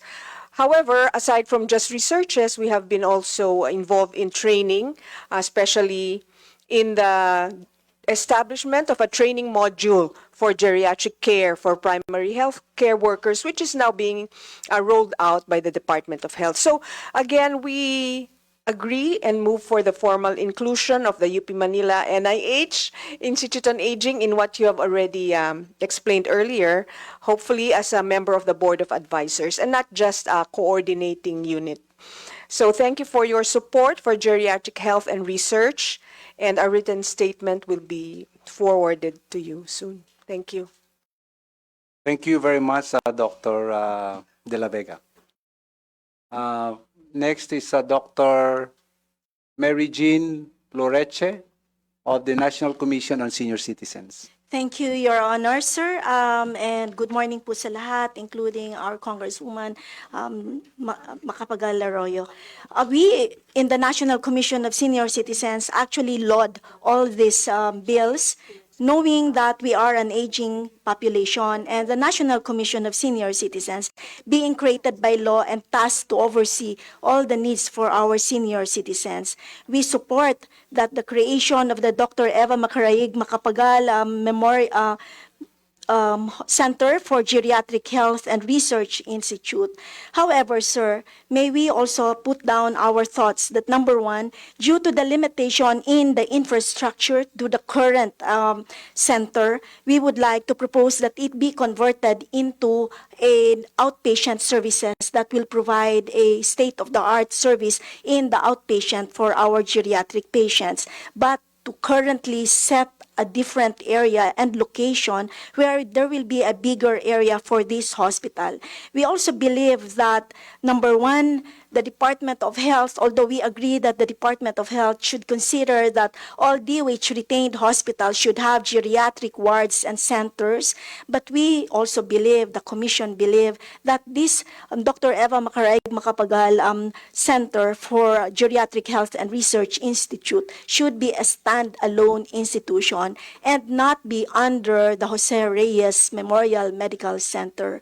If you notice your current setup, the Dr. Eva Macaraeg Macapagal National Center is actually just considering as an outpatient and as a referral to the Jose Reyes Memorial Medical Center.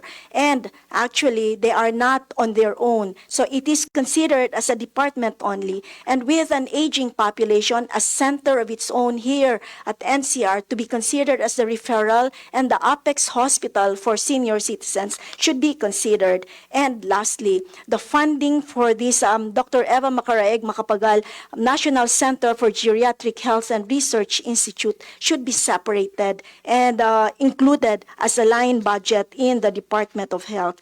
We also suggest, Your Honor, sir, that a technical working group be created in order to make sure that all of this will be put in place in accordance without any violations of the current setup of the Department of Health, but preparing for all these processes to make it move as one. We also would like to manifest to this committee that the National Commission of Senior Citizens be included in the board for us to be able to give our inputs on the matters related to our aging population. Thank you po. Thank you very much. Next is we recognize the President of the Philippine Medical Association, Dr. Hector Santos.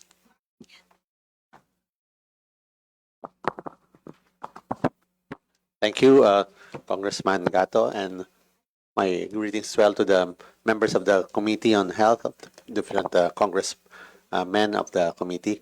The Philippine Medical Association would like to accept and respectfully submit the position paper of the proposed measures seeking to institutionalize and strengthen the geriatric healthcare in the community. We would like to agree with the conversion of Dr. Eva Macaraeg Macapagal National Center for Geriatric Health to the National Center for Geriatric Health and Research Institute. We, of course, would like to provide programs for indigent citizens and grant all the necessary privileges in this. We would also like to commend and the complementing national initiatives of House Bills 1165 and 826, which also provides provision of regional centers in the provinces so as not to congest the center in Manila. Of course, the bills underscore the growing demand for elderly health care services, both in local and nationals. No? And this is, of course, reflecting the increase of the aging Filipino population. We would like to support the geriatric health and support the intent of these bills as consolidated. No? And we would like to support the institutionalization of geriatric specialty centers and research so as to address the critical health system gaps and ensure a holistic, age-appropriate, and people-centered care for our seniors. We would like to have the integration of the health system, of the geriatric health and research.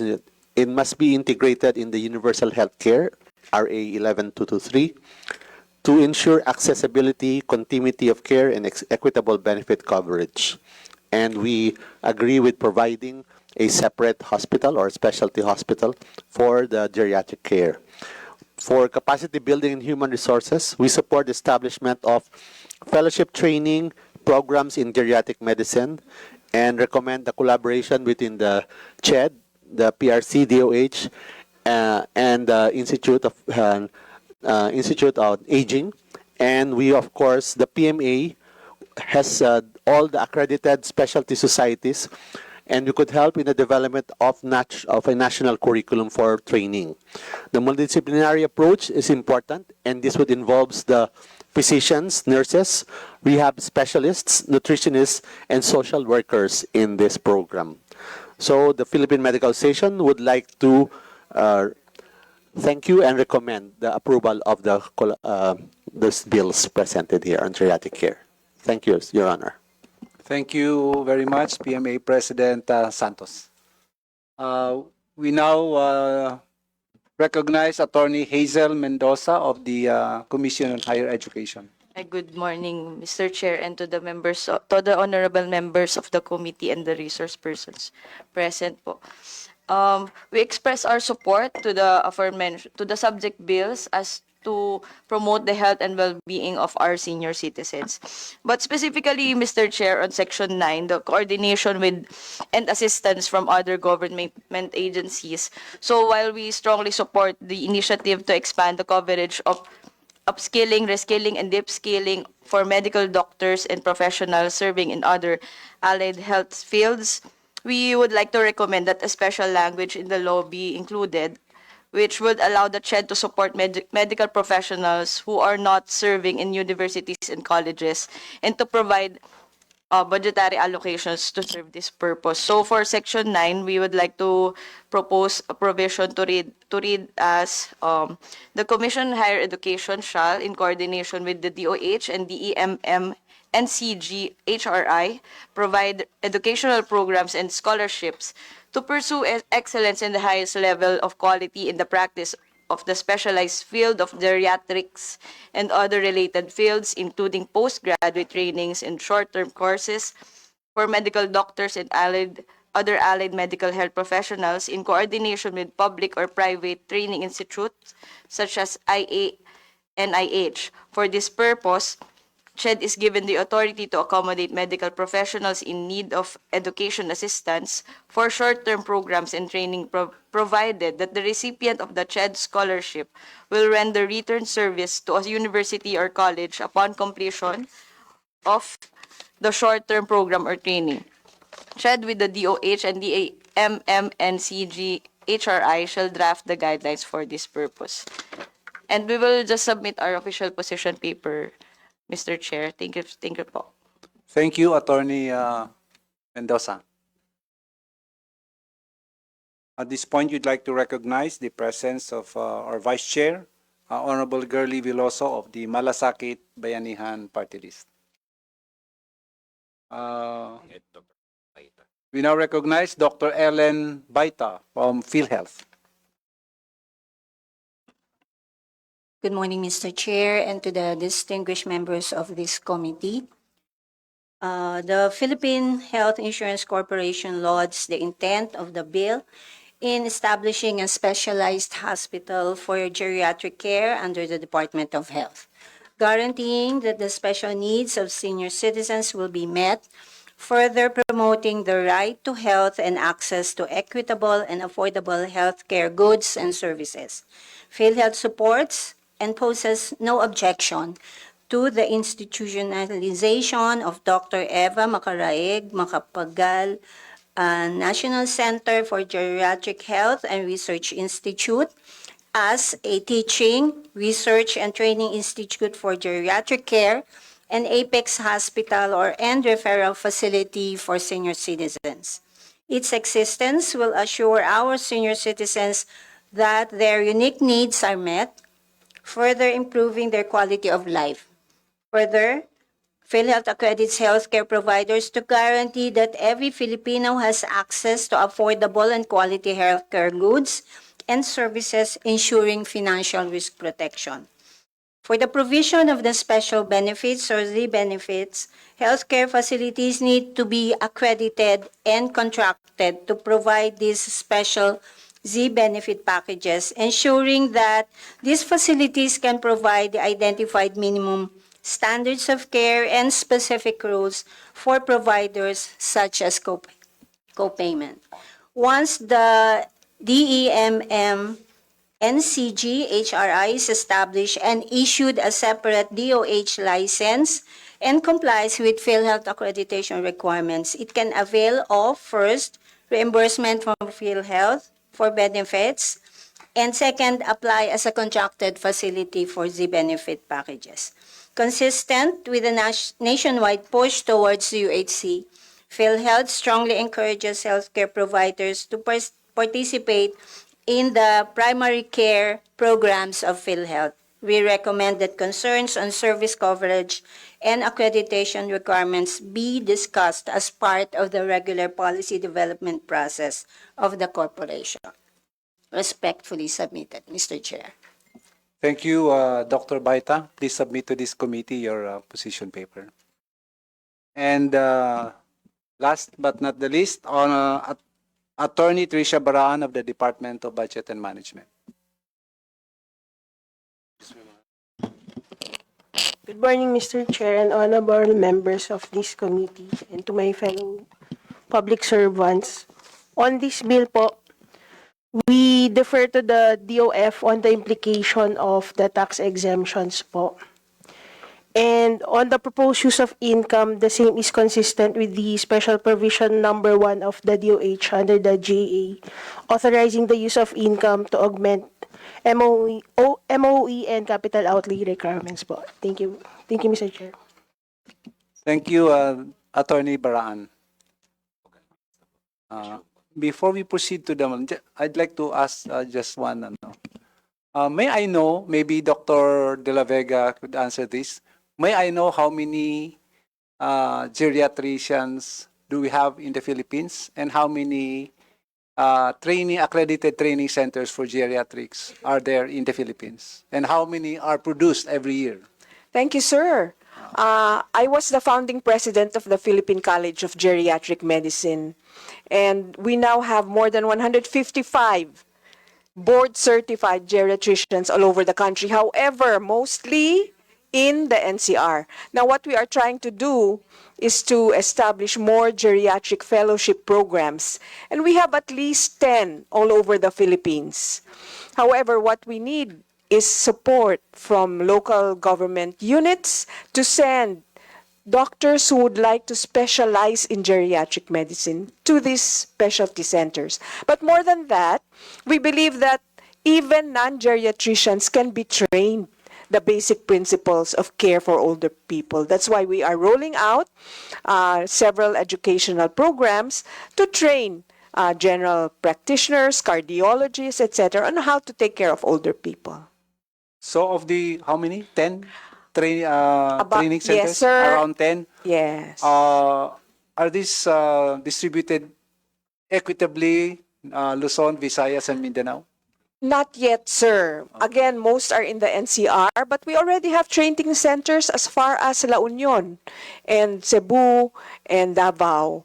But we need more, especially since the DOH is planning to have geriatric specialty hospitals in all regions of the Philippines. We would like to have board-certified trained geriatricians in those areas.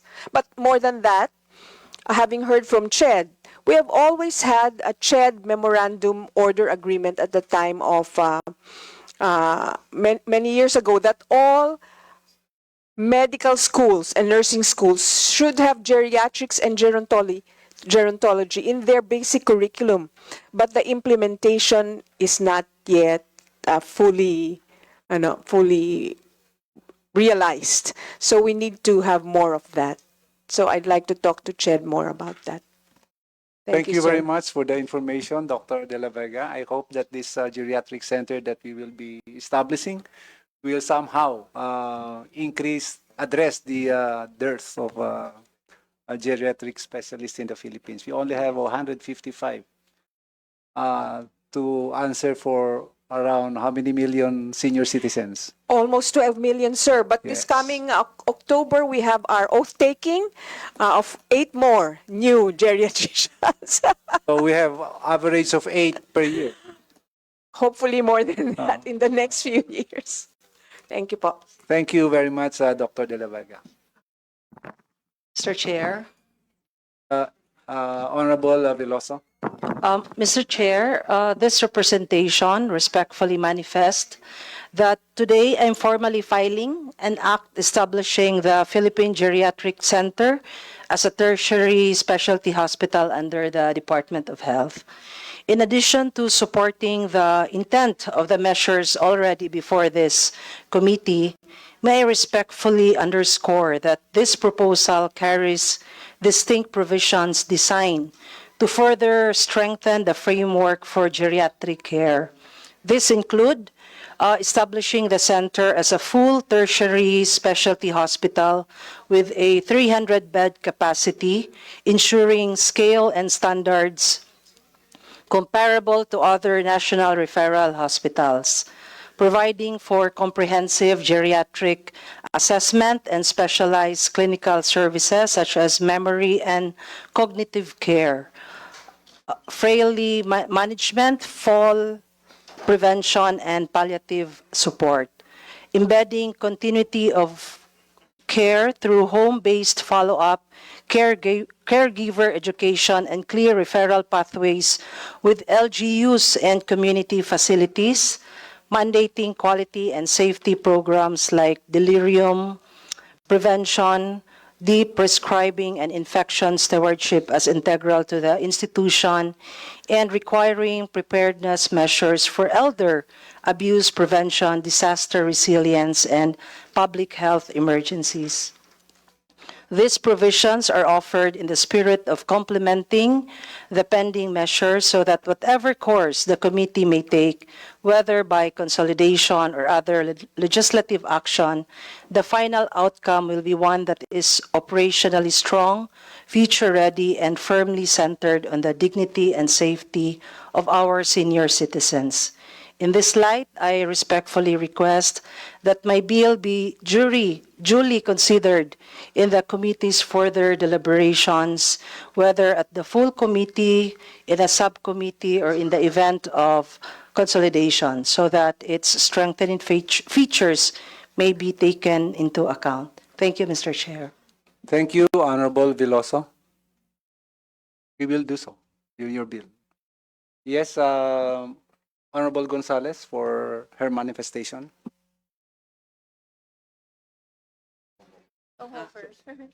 Sorry. Honorable Hoover Hasim. Thank you, Mr. Chair. I would just like to inquire if we have a TESDA training for geriatric caregivers. I'm not sure which agency can answer this question, maybe the DOH or not sure. Dr. De La Vega? We have been helping TESDA improve its module for older people because for many, many years they were just training caregivers for children. But now they have a module for older people, but it still needs to be improved. And we have been helping TESDA in that regard. Mr. Chair, I would like to inquire if this is already an ongoing training or about to be rolled out. It has been ongoing for at least 10 years. And there are caregivers who have TESDA IDs saying that they were trained in caring for older people. But again, it's not professionalized. That's the issue. Caregivers are not professionalized, and we've still had problems with the quality of care. Thank you, Mr. Chair. Thank you, Honorable Hasim. At this point, we'd like to acknowledge Honorable Salvador Prieto of the 6th District of Bulacan. Okay, so we now proceed with the deliberation of the other local bills. But before we go to the local bills, though the resource persons for the bills on geriatric care and geriatric center and the bills on OFW are now excused. The chair declares a 1-minute health break.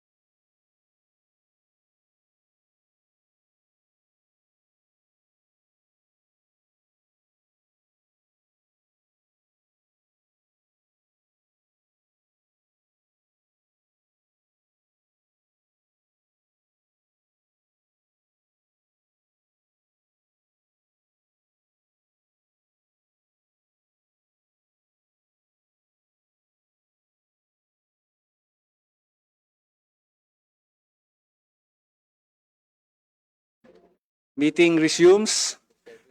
Before we proceed with the deliberation on the local bills, we would like to recognize Honorable Plato for his manifestation on the geriatric bills. Thank you, Mr. Chair. Our dear colleagues and our guests, pasensya na po, galing po ako dun sa kabila kasi. Magandang umaga po. Regarding my bill, gusto ko lang pong magbigay ng konting sponsorship speech. The Philippines is on the point of a demographic shift. According to projections, the number of Filipinos aged 60 and above is expected to significantly increase in the coming years. While the government has commendable programs for senior citizens, our healthcare system lacks a centralized, specialized, and comprehensive approach to geriatric care. Senior citizens are particularly vulnerable to multiple and complex health conditions, from chronic diseases to cognitive and functional decline. The current healthcare infrastructure, though competent, is not adequately equipped to address the specific and holistic needs of this demographic. This bill is a proactive measure to ensure that our elderly receive the quality, dignified, and accessible healthcare they deserve. Mr. Chair, the support of our colleagues for House Bill 3872 will be a powerful statement of our shared commitment to the well-being of our elders who have dedicated their lives to our nation's progress. Thank you, Mr. Chair. Maraming salamat, Honorable Plato. We now proceed with House Bill number 2454, an act establishing in the municipality of Tubao Province of La Union a basic comprehensive specialty center to be known as the Tubao Mother and Child Specialty Center and appropriating funds therefore by Honorable Dante Garcia and Honorable Kenneth Paulo Tereng. Honorable Tereng is now recognized. Thank you, Mr. Chair. Distinguished colleagues and resource persons, good morning. Mr. Chair, I move for the approval of the House Bill number 2454, considering that this bill has already been approved on third reading on during the 19th Congress and has already been transmitted to the Senate. I move, Mr. Chair. I second. Thank you, Honorable Tereng. There is a motion duly seconded that House Bill number 2454 be approved. Hearing no objection, House Bill 2454 is now approved. Next is House Bill number 993, an act upgrading the Jose Lingad Memorial General Hospital into a medical center to be known as Jose B. Lingad Memorial Medical Center, or the JBLMMC, increasing its bed capacity from 1,000 beds to 1,500 beds, upgrading its service facilities and professional health care services, authorizing the increase of its medical workforce complement, repealing for the purpose of Republic Act number 11359 and appropriating funds therefore by Representative Alaysa Micaela Mica M. Gonzalez. Honorable Gonzalez is now recognized. Thank you again, Mr. Chair. Magandang umaga po ulit sa inyong lahat. I am here to sponsor House Bill number 993, a bill that addresses a critical need in our public healthcare system. This legislation is not merely a proposal, but a direct response to the urgent calls for better medical services in Central Luzon, or Region 3. The Jose B. Lingad Memorial General Hospital has a long history of serving our constituents. It began as a 250-bed capacity facility and was subsequently upgraded to 500 beds in 2012 through RA 10355, and again to 1,000 beds in 2019 through RA number 11359. As an ISO 9001 certified level 3 hospital, JBL serves as a cornerstone of medical care for the entire Region 3, providing services not just to Pampanga, but also to neighboring neighboring provinces of Bataan, Nueva Ecija, Bulacan, Tarlac, Zambales, and Aurora. Despite its non-stop expansions, the hospital is now facing an overwhelming patient volume. On an average day, the hospital manages 1,000 outpatient consultations and 180 emergency cases. This significant overload has resulted in severe overcrowding, compromised quality of care, and acceptably long waiting times for our constituents. The need for this legislation was brought to my attention by the very people on the front line of the crisis, the medical personnel, the staff of JBL, led by Medical Center Chief Dr. Monserrat Chichoco, she's here right now, have sought my support to legislate this crucial upgrade, which they believe is essential for improving their services and addressing the dire need for specialized care in Region 3. To meet these challenges, my House Bill number 993, proposes a significant upgrade to the JBL MGH.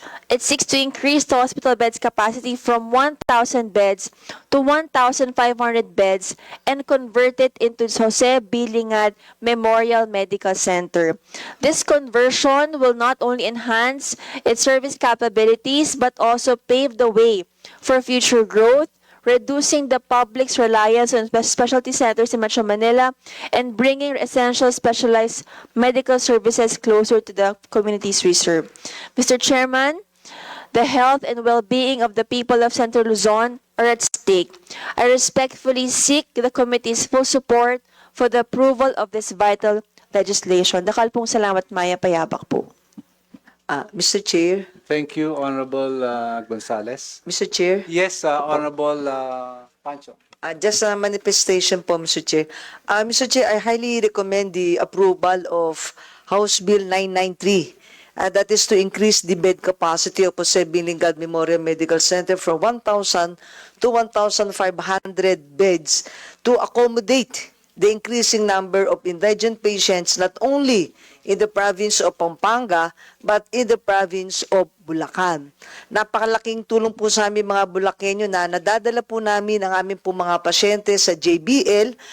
Mas lesser po ang expenses kung dadalhin po namin sa Metro Manila. And it's a reality naman po na very accommodating ang staff po ng JBL, of course, under the leadership of Dr. Monserrat Chichoco, na ever attentive sa necessity po, sa health needs ng mga Bulakenyo po, nagte-text back, nagre-reply po, nagre-return call, kahit po anong oras, umaga o hating gabi. So, I highly recommend the approval po of House Bill 993, Mr. Chair. Thank you po. Thank you, Honorable Pancho. At this point, we now recognize the Chief of Jose B. Lingad Memorial General Hospital, Dr. Monserrat Chichoco. Dr. Chichoco. Thank you very much, Mr. Chair, and thank you to Dr. Tina Pancho for the very overwhelming support, and of course to our proponent, Representative Micaela Gonzalez. Thank you for the proposing this bill. It is quite timely for us to expand because we have established 15 specialty centers, all of which are functioning.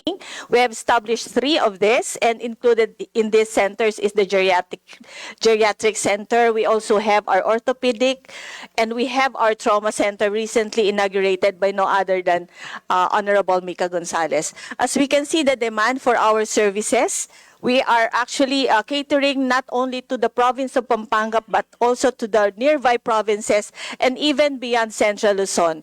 We have received referrals for our orthopedic care from patients from as far as Leyte and Bicol region, because these facilities that offer orthopedic care in Metro Manila are also overwhelmed. So we are gladly accepting all of these referrals because we believe that our staff complement who are experts in this field are really capable of delivering these services. We also have 14 residency training programs and 6 fellowship training programs that we deem necessary for our doctors to be trained in these specialties so that we can utilize them, or we can send them to their respective provinces so that they can serve also other regions as well. So we have a complementing staff, and our revenue from the PhilHealth can sufficiently at least support our operations aside from the GAA that is being given to us by the Department of Health. We believe that the Department of Budget and Management has considered also our proposal for the staffing pattern needed for the 1,500 bed. We have already submitted to them our requirement for the additional 500. And with that, we also submitted the infrastructure proposal for the additional 500 bed. And we believe that this can be done through tranches, maybe in 3 to 4 years, so that we can have a gradual increase in the bed capacity while awaiting for of course, the new infrastructure that would house all of these beds. Thank you very much. Thank you, Dr. Chichoko. From the Department of Health, Mr. Napulan. Thank you, Mr. Chair. The Department of Health supports House Bill number 993, which seeks to increase the bed capacity from 1,000 to 1,500 beds of the Jose B. Lingad Memorial General Hospital located in Pampanga, as sponsored by Representative Mica Gonzalez. Region 3, Central Luzon, wherein J.B. Lingad Memorial General Hospital is located, faces a level 3 bed gaps of 5,349 beds. Moreover, based on the annual hospital statistical report in 2022 to 2024, the average bed occupancy rate is 109.38%, which exceeds the ideal bed occupancy rate of 85%. In 2019, Republic Act number 11359 was enacted, which increased the J.B. Lingad Memorial General Hospital bed capacity from 500 to 1,000 beds. As provided in the implementing rules and regulation, consistent with the provisions of the Philippine Health Facility Development Plan, the JBL-MGH is currently implementing its hospital development plan from 2023 to 2028. As part of the 2025, it is licensed to operate as Level 3, 900 beds. According to the hospital submitted 2024 hospital data reporting tool, it targets to implement 1,000 beds by the end of this year. In consideration of the foregoing, the Department of Health fully supports the increase in bed capacity of the J.B. Lingad Memorial General Hospital from 1,000 to 1,500 beds consistent with the hospital development plan. However, in accordance with the guidance of the National Historical Commission of the Philippines, the DOH recommends removing the word memorial from the proposed name of the hospital, as it is already understood that the individual honored is deceased. Respectfully submitted, Mr. Chair. Thank you, Mr. Napulan.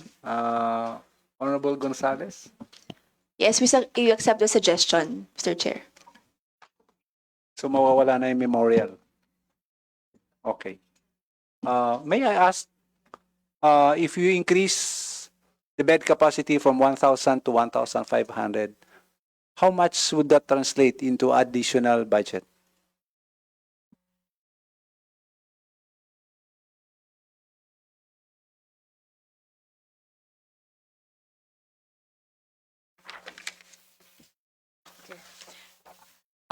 This would incur an additional 1.2 billion pesos MOOE, sir, per year. 1.2 billion on top of the existing Yes, sir. MOOE pa lang yon. So wala pa yung additional. Yes.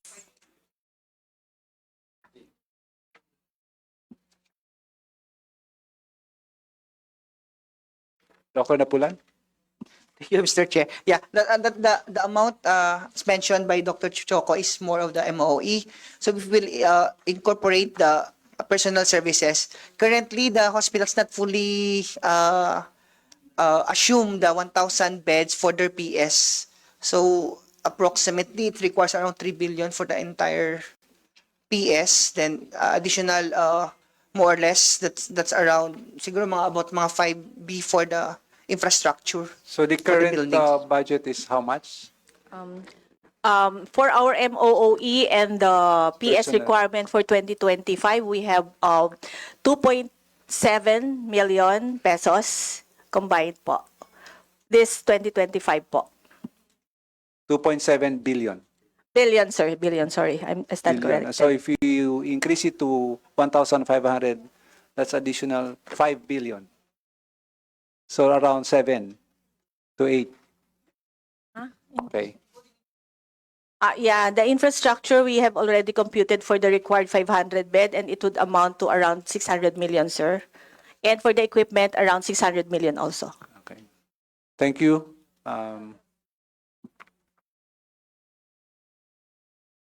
The DBM, Attorney Baraan. Good morning, Mr. Chair, and to all the honorable members of this committee. As to the budget for the purpose, the same will be subject to the usual budget process and approval of Congress, Mr. Chair. Thank you po. Thank you, Attorney Baraan. Do I hear motion to approve? I move to approve the proposed upgrading of the hospital? JBL Hospital. I so move. So there's a duly seconded motion to approve House Bill number 993. Hearing no objection, the House Bill 993 is now approved. Congratulations. We now move to House Bill number 2482. An act establishing a specialty hospital in the province of Davao de Oro to be known as the Davao de Oro Specialty Hospital and appropriating funds therefore by Honorable Maria Carmen Zamora and Lionel Jong Zeniza. Honorable Zeniza is now recognized. Thank you, Mr. Chair. Good morning.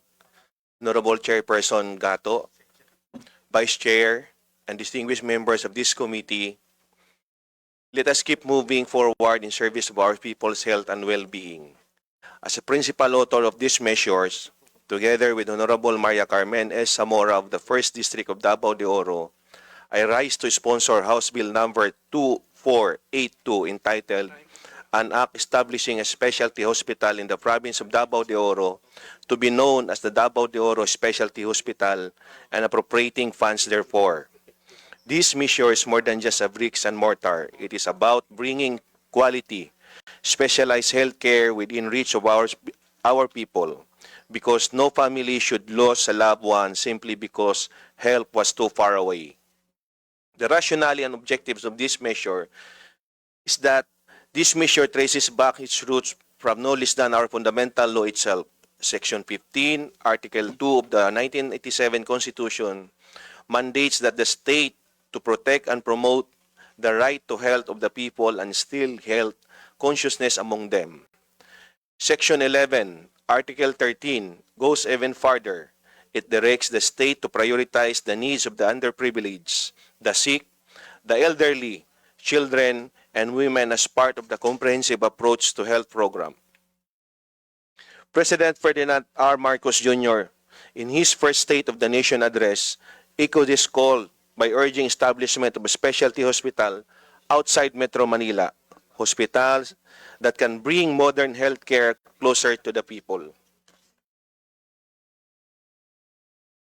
As if the COVID-19 pandemic taught us anything, it is this: access to specialized healthcare can spell the difference between life and death. Allow me to share the reality on Davao de Oro, Mr. Chair. As of June 25, our province has only 5 hospitals, 4 government-run and 1 private, with a total of 371 beds serving a population of 783,775 people as per the Philippine Statistics Authority year 2024 Census of Population. This translates to 1 hospital beds for every 2,113 people. The World Health Organization recommends at least 1 bed for every 500 people. We are far behind, Mr. Chair. Worse, Davao de Oro has no Level 2, Level 3 hospitals. Patients needing advance for specialized care must travel more than 2 hours to the Davao Regional Medical Center, the DRMC in Tagum City, located in province of Davao del Norte. That hospital operates at a bed occupancy rate of 134.42%, way beyond the ideal capacity of 80 to 85%. This overcapacity delays urgent care, strains medical staff, and puts countless lives at risk. The Davao de Oro Specialty Hospital, our proposed measures aim to the following. Number 1, establish a modern, fully equipped specialty hospital under the supervision of the Department of Health. Number 2, provides tertiary and specialized health services so that families will no longer need to travel far for treatment. And the last one is that support the universal health care program by ensuring health services are affordable, accessible, and equitable for all. As proponent of the proposed measures, we envision that one operational, the hospital will decongest the Davao Regional Medical Center. With more healthcare capacity in the region, the RMC can focus on its core responsibilities without overwhelm. Provide tertiary and specialized care, specialized treatment, surgeries, and diagnostic services will finally be available in Davao de Oro and serve as a gatekeeper and referral hospital. The facility will also serve neighboring provinces like Agusan del Sur, Davao Oriental, and strengthening Mindanao's entire health system. The provincial government has already pledged at least 7 hectares of land for this medical center, a generous commitment ensuring room for future expansion as health needs grow. Honorable Chairperson, and members of this committee, this bill is about fairness, accessibility, and dignity in the healthcare. It's about making sure that mother in the municipality of Moncayo, a farmer in the municipality of Laak, and a senior citizen in the municipality of Compostela does not have travel hours away or spend beyond this means just to receive a treatment deserved. With this measure filed as the Davao de Oro Specialty Hospital, we envision it becoming the Davao de Oro Medical Center, a premier facility in Mindanao offering specialized world-class care right in our province. With your support, this dream can soon become a reality, saving lives, uplifting communities, and shaping a healthier, more equitable future for Davao de Oro and the entire region. Let us continue advance the health and well-being of all. Thank you so much, and maayong adlaw kanatong tanan. Thank you, Honorable Senisa. From the Department of Health, Mr. Napulan. Thank you, Mr. Chair. The Department of Health acknowledges the intent of the House Bill number 2482 to establish the Davao de Oro Specialty Hospital under the direct supervision and control of the DOH in order to expand access to quality healthcare services in the province, as authored by Representatives Maria Carmen Zamora and Representative Lionel Jong Ceniza. In line with the directive of the Secretary of Health to establish at least one DOH hospital per province, the establishment of Davao de Oro Specialty Hospital is strategically important. This is consistent with the objectives of the UHC, which aims to ensure equitable access to affordable and quality health services while strengthening province-wide health systems. Furthermore, in accordance with the Philippine Health Facility Development Plan, National Allocation Framework, wherein Davao de Oro is classified as Category 2, meaning low capacity and low gap province. Pursuant to the UHC Act and the PHFDP, the service delivery design of the city and the province must have at least Level 1 hospital, a Level 2, or 3 hospital, which the province barely meets. In view of the foregoing, the DOH poses no objection to the proposed establishment of a hospital in Davao de Oro with the following conditions and recommendations. First, to broaden service coverage, the proposal will be revised from establishing a specialty hospital to establishing a general hospital or a medical center with multi-specialty capability. Second, to ensure sustainability and future expansion, the hospital site must have adequate land area. I'm very glad that we heard 7 hectares will be provided by the province.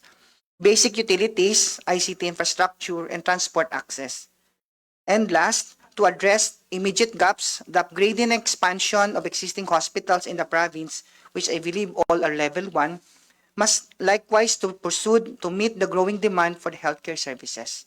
Respectfully submitted, Mr. Chair, and for consideration of the Honorable Committee. Thank you. Thank you, Mr. Napulan.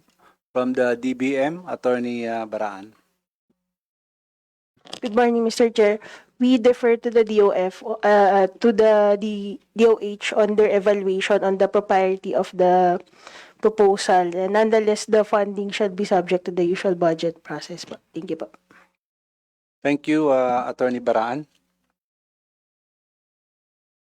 Do I hear a motion? I move for the approval of House Bill 2482. I so move, Mr. Chair. There's a duly seconded motion that House Bill number 2482 be approved. Hearing no objection, the House Bill number 2482 by Honorable Maria Carmen Zamora and Honorable Lionel Jong Zenisa is now approved. Congratulations. Next is House Bill number 3950, an act converting the Soc Sargent General Hospital in the municipality of Suralia, province of South Cotabato, into Soc Sargent Regional and Medical Center, increasing its bed capacity, upgrading its professional healthcare services and facilities, authorizing the increase of its medical personnel and appropriating funds therefore, by Honorable Ferdinand Hernandez. Honorable Hernandez is now recognized. Thank you, Mr. Chair. Good morning, Mr. Chair, and good morning to my colleagues and resource persons. The Soc Sargent General Hospital, SGH, in Surala, South Cotabato was established through Republic Act number 11879, of which I am the principal author. This law was crafted in recognition of the urgent need to provide Region 12 with its own regional level hospital, especially after former President Macapagal Arroyo transferred the regional center of Soc Sargent from Cotabato City to Coronadal City, South Cotabato. With the regional seat firmly established in Coronadal, the presence of a true regional hospital became not just logical but essential. Yet, despite this mandate, Region 12 has been deprived of a regional level hospital for far too long. At present, SGH operates only as a Level 1 general hospital with severely limited capacity to provide advanced and specialized medical care. This has forced patients to overcrowd provincial and city hospitals, depend on costly private facilities, or travel to a distant region such as Davao, delays that have led to unnecessary suffering and preventable deaths. This is not only a matter of health service delivery, it is a matter of life and death for the people of Soc Sargent. This bill seeks to convert SGH into a Soc Sargent regional and medical center, upgrading it from a Level 1 general hospital into a Level 3 regional and medical center with 1,000 bed capacity, complete with intensive care units, specialty wards, modern diagnostic facilities, and sufficient personnel. This long overdue upgrade will ensure the Region 12, now the official regional center, finally has the same standard of healthcare as other regions in the country. The proposal enjoys the full support of the Department of Health to Secretary Chodoro Herbosa, who recognizes both the urgency and necessity of this conversion. This measure also fulfills the constitutional mandate to make health a priority of the state in line with President's commitment to strengthen healthcare service as a pillar of national development. In view of the foregoing and for the immediate benefit of the people of Soc Sargent, who have waited long enough, the swift passage of this bill is earnestly sought. Thank you, Mr. Chair. Thank you very much, Honorable Hernandez. We now call on Dr. Sharon Gampong, Medical Specialist 2 of the Soc Sargent General Hospital. Good morning, Mr. Chair, esteemed guests, and to this committee. I'm Dr. Cheran Gampong, a medical specialist from Soc Surgeon General Hospital, representing the hospital. So I am here to support the bill of Congressman Dinand to support the conversion of SGH into a medical center. This measure is more than just a structural upgrade. It is a promise better healthcare, greater accessibility, and a stronger service to our people in Soc Surgeon area. As what Congressman Dinan said, for many years, Soc Surgeon area has served, or Soc Surgeon General Hospital has served as a lifeline for countless patients across the region. However, as our population continues to grow, and as medical cases becoming more complex, the hospital's current capacity and resources are no longer sufficient. Beds are often filled beyond capacity, specialized services are limited, and patients are forced to travel to Cotabato, Davao, or General Santos just to access advanced care. This bill seeks to address these gaps directly. By converting the Soc Surgeon General Hospital into a medical center, we are ensuring the expansion of its beds capacity and upgrading of its facility and hiring of additional medical personnel. This improvement will not only reduce overcrowding and delays in treatment, but will also enable the hospital to provide specialized services such as specialized care, cardiology, oncology, pediatrics, surgery, and even intensive care. This is very vital, especially for indigent patients who cannot afford to seek treatment outside the region. Equally important also, the creation of additional plantilla positions for doctors, nurses, and allied health professionals will address the chronic shortage of manpower. Our healthcare workers are the backbone of our system, and strengthening their numbers means strengthening our capacity to save lives. Mr. Chair, this bill is not merely about infrastructure. It is also about equity and justice. Every Filipino, regardless of income or location, deserves access to quality healthcare. These measures will bring us closer to the vision of universal healthcare by ensuring that the people of Soc Surgeon do not have to choose between poverty and survival when seeking medical treatment. To give you an idea, Mr. Chair, the Soc Surgeon General Hospital is a level-1 hospital that we mostly send our patients to the big hospital just to seek high-level care. Like, for example, SPMC is 170 kilometers from our hospital. Cotabato Regional Hospital is 120 kilometers from our hospital. So it's very difficult for us or for the patients to give us the quality care for them, especially specialty cares are really needed. So this bill is very, very helpful to us, to our people in Soc Surgeon area. No?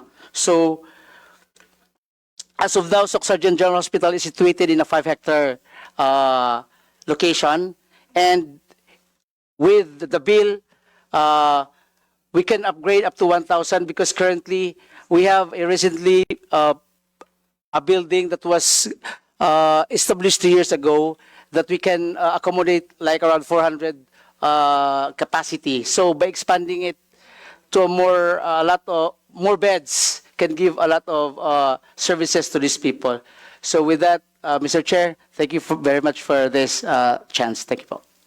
Thank you, Dr. Cheron. Mr. Napulan of the Department of Health. Thank you, Mr. Chair. The Department of Health acknowledges the intent of the House Bill number 3950 to convert Soc Surgeon General Hospital into a Soc Surgeon Regional and Medical Center by increasing its beds capacity, upgrading its facilities and services, augmenting its medical professional, and providing funds to meet growing healthcare needs of South Cotabato and the Soc Surgeon region, as sponsored by Representative Ferdinand L. Hernandez. South Cotabato is composed of 10 municipalities and 1 component city. with a projected 2025 population of 1.75 million, giving an estimated bed to population ratio of 1:1,709. According to the Philippine Health Facility Development Plan 2020 to 2040, the province faces a shortage of 1,240 level 1 beds, 313 level 2 beds in 2025.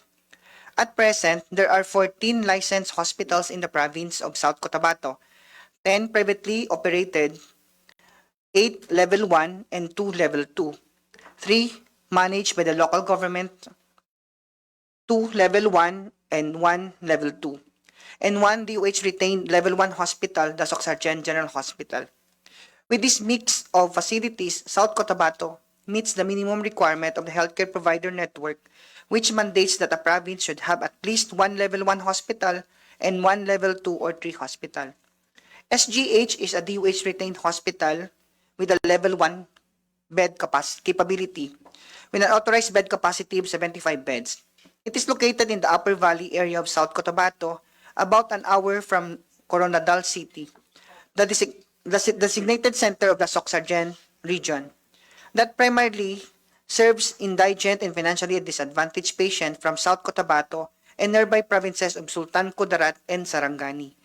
Due to its limited service capability, patients requiring higher level interventions and specialty care are referred to the Cotabato Regional and Medical Center in Cotabato City, which is about 110 to 120 kilometers or 2.5 hours away, which also caters both Region 12 Socsargen and the Bangsamoro Autonomous Region in Muslim Mindanao. Likewise, they are also referring to Southern Philippines Medical Center, which is around 4 hours away from South Cotabato. This arrangement imposes an added financial burden to Socsargen constituents in terms of referrals and hospitalization.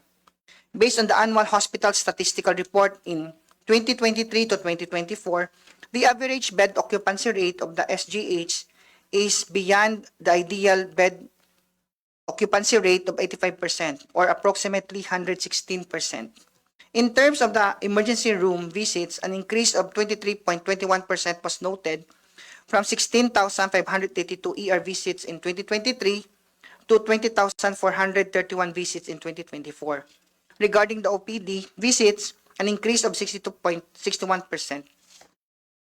In view of these considerations, the DOH expresses its full support for the conversion of the SGH into the Socsargen Regional and Medical Center, with an increase in its authorized bed capacity from 75 to 1,500, an upgrade of its service capability, as this will help close the gap in the hospital beds, strengthen the healthcare provider network, and expand access to quality health services for the wider population. The DOH also further recommends that a 3-year implementation period, or also aligned with the hospital development plan, and the designation of chief of hospital be amended to medical center chief, consistent with the Department of Health Department Circular Number 2013-0349 and the DBM-DOH Joint Circular 2013-1, particularly on the organizational structure of the government hospitals. Likewise, the DOH raises no objection to the renaming of the facility, provided that it complies with existing naming policies and reflects its expanded mandate. Respectfully submitted, Mr. Chair. Thank you, Mr. Napulan. Before we proceed, we'd like to acknowledge the presence of committee member, Honorable Filemon Espares of Co-op NATCO Party List. Thank you. Attorney Baran of the DBM. Good afternoon, Mr. Chair, and to the honorable members of this committee. On Section 4 of the bill po, we note that the additional plantilla positions, if any, to be determined by the DOH shall be subject to the evaluation and approval of the DBM po. And on the funding provision, the same shall be subject to the usual budget process. Thank you po, Mr. Chair. Thank you, Attorney Baraan. Mr. Yes, Chair, Honorable Senisa. I move House Bill number 3950, an act converting Socsargen Provincial Hospital into a Socsargen Regional Medical Center be approved. I so move, Mr. Chair. Second, Mr. Chair. There is a duly seconded motion to approve House Bill number 3950. Hearing no objection, House Bill number 3950 is now approved, subject to style and amendments. Congratulations. Last but not the least, Mr. we proceed. Yes, Honorable Espares. Yeah, before we proceed, with the permission of the author, I wish to be the co-author or might be the members present, be the author of this measure, Mr. Chair, if the author will allow. It's a privilege because he has a family in South Cotabato. Thank you, Mr. Chair and the sponsor. There's a duly seconded motion by Honorable Espares that all those present here be included as co-authors of House Bill number 3950. Hearing no objection, the same is approved. Last but not the least, we now proceed with House Bill number 3492, an act increasing the bed capacity of the Cotabato Regional and Medical Center in the city of Cotabato, province of Maguindanao del Norte, from 600 to 1,000 beds and appropriating funds therefore, by Honorable Dimple Mastura. In her behalf, Honorable Hernandez will sponsor. Thank you, Mr. Chair. In behalf of Representative Cities Sahara by Dimple Mastura, this measure was proposed in the 19th Congress, was approved by the Committee on Health. In appropriations, however, for lack of material time, did not make it past the Committee on Rules on June 9, 2025. For additional context, in 2019, just little more than 5 years ago, Republic Act number 11391 was enacted, which provided for the increased bed capacity of this hospital from 400 to 600.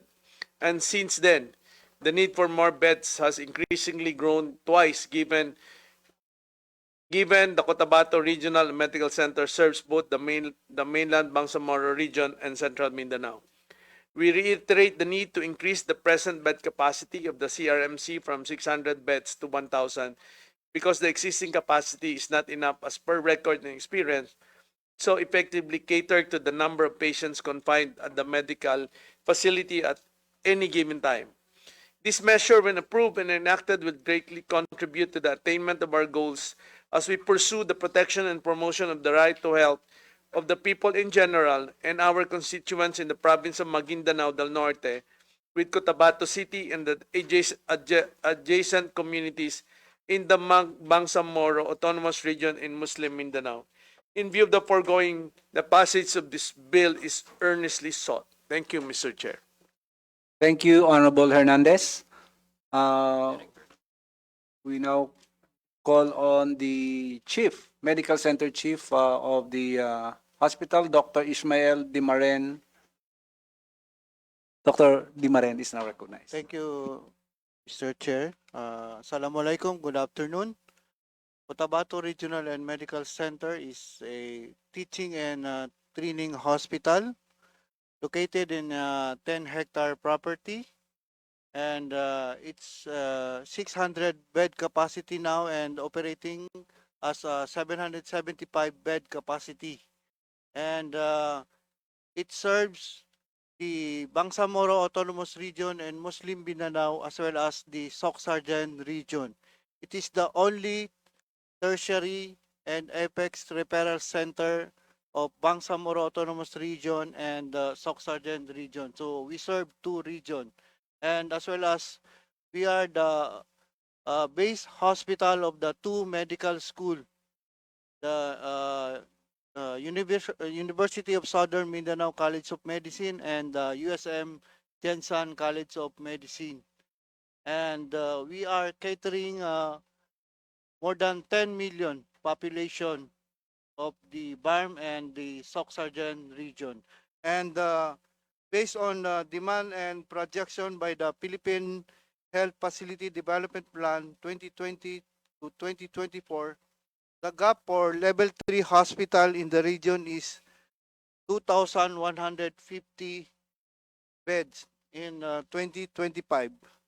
And with the full implementation of the universal healthcare and the CBB, the zero balance billing, and we are designated as with 14 basic comprehensive specialty center, and with increasing patient coming to us, we earnestly hope for the support for this honorable committee and approval of this House Bill number 3492 for the people of Region 12 and Bangsamoro Autonomous Region in Muslim Mindanao.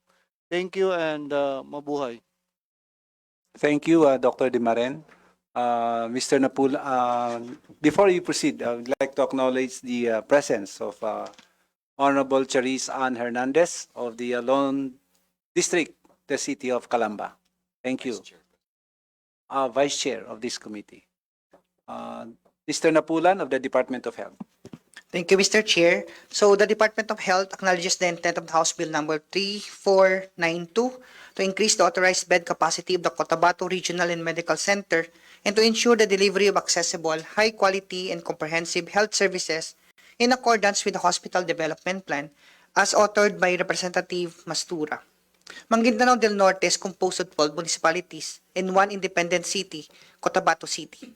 Based on the 2025 projected population of 317,226, the province has estimated bed-to-population ratio of 1:699. Currently, Cotabato City has 4 licensed hospitals, 3 privately owned Level 1 hospital, and 1 Level 3 hospital under the DOH management. According to the Philippine Health Facility Development Plan 2020 to 2040, Maguindanao del Norte and Maguindanao del Sur together have a total gap of 2,157 Level 1 hospital beds, 733 Level 2 hospital beds, and 2,150 Level 3 hospital beds this year. CRMC is Level 3 hospital with 600 authorized beds and offers functional specialty centers in many specialty centers like lung center, burn care, trauma care, cancer care, and infectious and tropical diseases. It was initially upgraded into a medical center under Republic Act 8316, increasing its bed capacity to 400 beds and further expanded to 600 beds under the Republic Act 11391 in 2019. Based on the annual hospital statistical report for the 2022 to 2024, its average bed occupancy rate was 90.91%, exceeding the ideal bed occupancy rate of 85%. ER visits increased by 38% from 21,714 in 2022 to 29,887 in 2024. Likewise with outpatient visits, which rose by 120%. As the designated apex hospital for the regions 12, Socsargen, and the Bangsamoro Autonomous Region in Muslim Mindanao, CRMC has experienced a growing patient load in recent years, especially when we're also implementing the ZBB as mandated by the President. Given the absence of the government Level 3 hospitals in Socsargen, and hopefully the Socsargen regional and medical centers will also soon be expanded, the presence of only one other apex hospital in Barm, which is the Maypakpak Medical Center, CRMC is expected to address the increasing demand for the specialty care and Level 3 hospital beds across the 2 regions. In view of these considerations, the DOH supports the proposed increase in CRMC's bed capacity from the 600 to 1,000 beds and upgrade its existing professional healthcare services and facilities to correspond with the expanded capacity, as this measure aligns with the objectives of the UHC by ensuring accessible, affordable, quality health services while strengthening the province-wide health system. The DOH continues to provide technical assistance, including guidance on compliance with the hospital standards and the preparation of the Hospital Development Plan in accordance with the Philippine Health Facility Development Plan 2020 to 2040, the Local Investment Plan for Health, and the Regional Provincial Health Facility Development Plans. Respectfully submitted, Mr. Chair. Thank you. Thank you, Mr. Napulan. Mr. Chair, can I just add to this? You might be Honorable wondering why Hernandez. I'm sponsoring the Soc-Sargen Regional and Medical Center. Now I'm supporting the Cotabato Regional and Medical Center because, let us give a little of history. The seat of the Soc-Sargen used to be in Cotabato City. It was transferred to Coronadal. So when it was transferred to Coronadal, the regional hospital remains to be in Cotabato City. But historically, 95% of CRMC cater to Bangsamoro patients. So that's why I proposed this when I passed the SGH hospital. It was denied first. On my second term, I refiled the bill for the reason that most of the Soc-Sargen population or patients do not really go to CRMC. We go to Davao and Tagum. Diba? Considering the distance and medyo ang mga taga Soc-Sargen would prefer going to Davao rather than Cotabato City. And if you look at yung capacity ng CRMC at really catering to the BARM. That's why SGH is really intended to be the regional hospital of Soc-Sargen. However, after 3 years, I'm come backing. I finished my 9 years and hiatus in 3 years and then back. So yung level ngayon ng SGH is still not even in a provincial level. So that's why we are pushing that this will be converted into the real regional hospital of Region 12 because the distance from the regional seat to this SGH is only 15 to 20 minutes. I will just correct si Director Napulan. And all roads connecting to other provinces are already in place. There are roads going from Sarangani, from Sultan Kudarat. Pinakamalapit yung SGH sa lahat ng population ng Soc-Sargen. So that's why we are supporting this because it's growing population of BARM. No? And Cotabato City is now part of BARM. Kaya talagang tinayo namin tong Soc-Sargen na supportive yung DOH. Because for the longest time, we don't have a real regional hospital we call that would cater to the Region 12. So kaya talagang pinapabilisan namin to. Dekada na po yung pag-deprive sa Region 12 ng regional level hospital. So that's why for us, we both can coexist because it's a growing population of the BARM area and of course yung Soc-Sargen. Na-mention naman po kung doon pa lang sa dalawang area na yan, Soc-Sargen and BARM, talagang we need both hospital to be upgraded. Yun lang po, maraming salamat. Thank you, Honorable Hernandez. DBM, Attorney Baraan. Good afternoon, Mr. Chair, honorable members of this committee. For this bill po, we note that the Bangsamoro Government Ministry of Health shall be responsible for the policy setting and development of its organizational structure, staffing pattern of its hospitals. So, nevertheless, kung wala pa po yun, the standards of the DOH may be taking into consideration po ng BARM. As to the funding po, I would like to confirm lang po kung talagang DOH po yung magfa-fund nito or sa BARM po considering na BARM hospital po siya. Mr. Napulan? It's still under the Department of Health, Mr. Chair. Okay, it's under the Department of Health.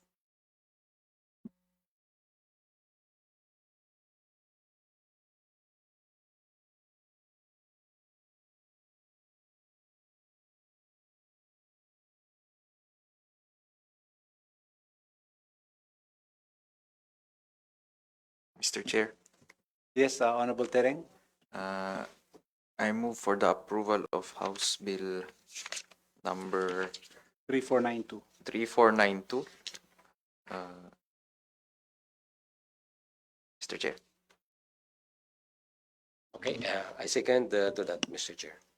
There's a duly seconded motion to approve House Bill number 3492, an act increasing the bed capacity of the CRMC, province of Maguindanao del Norte, from 600 to 1,000 beds and appropriating funds. Therefore, hearing no objection, House Bill number 3492 is now approved, subject to style amendment.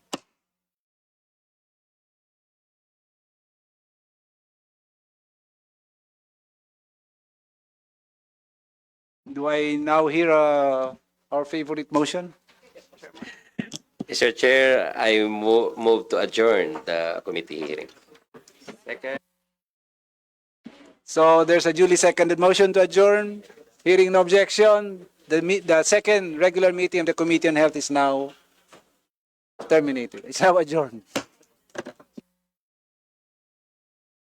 Thank you very much, our esteemed resource speakers from the Department of Health, Family, and other resource speakers. Thank you. Dear colleagues, maraming salamat.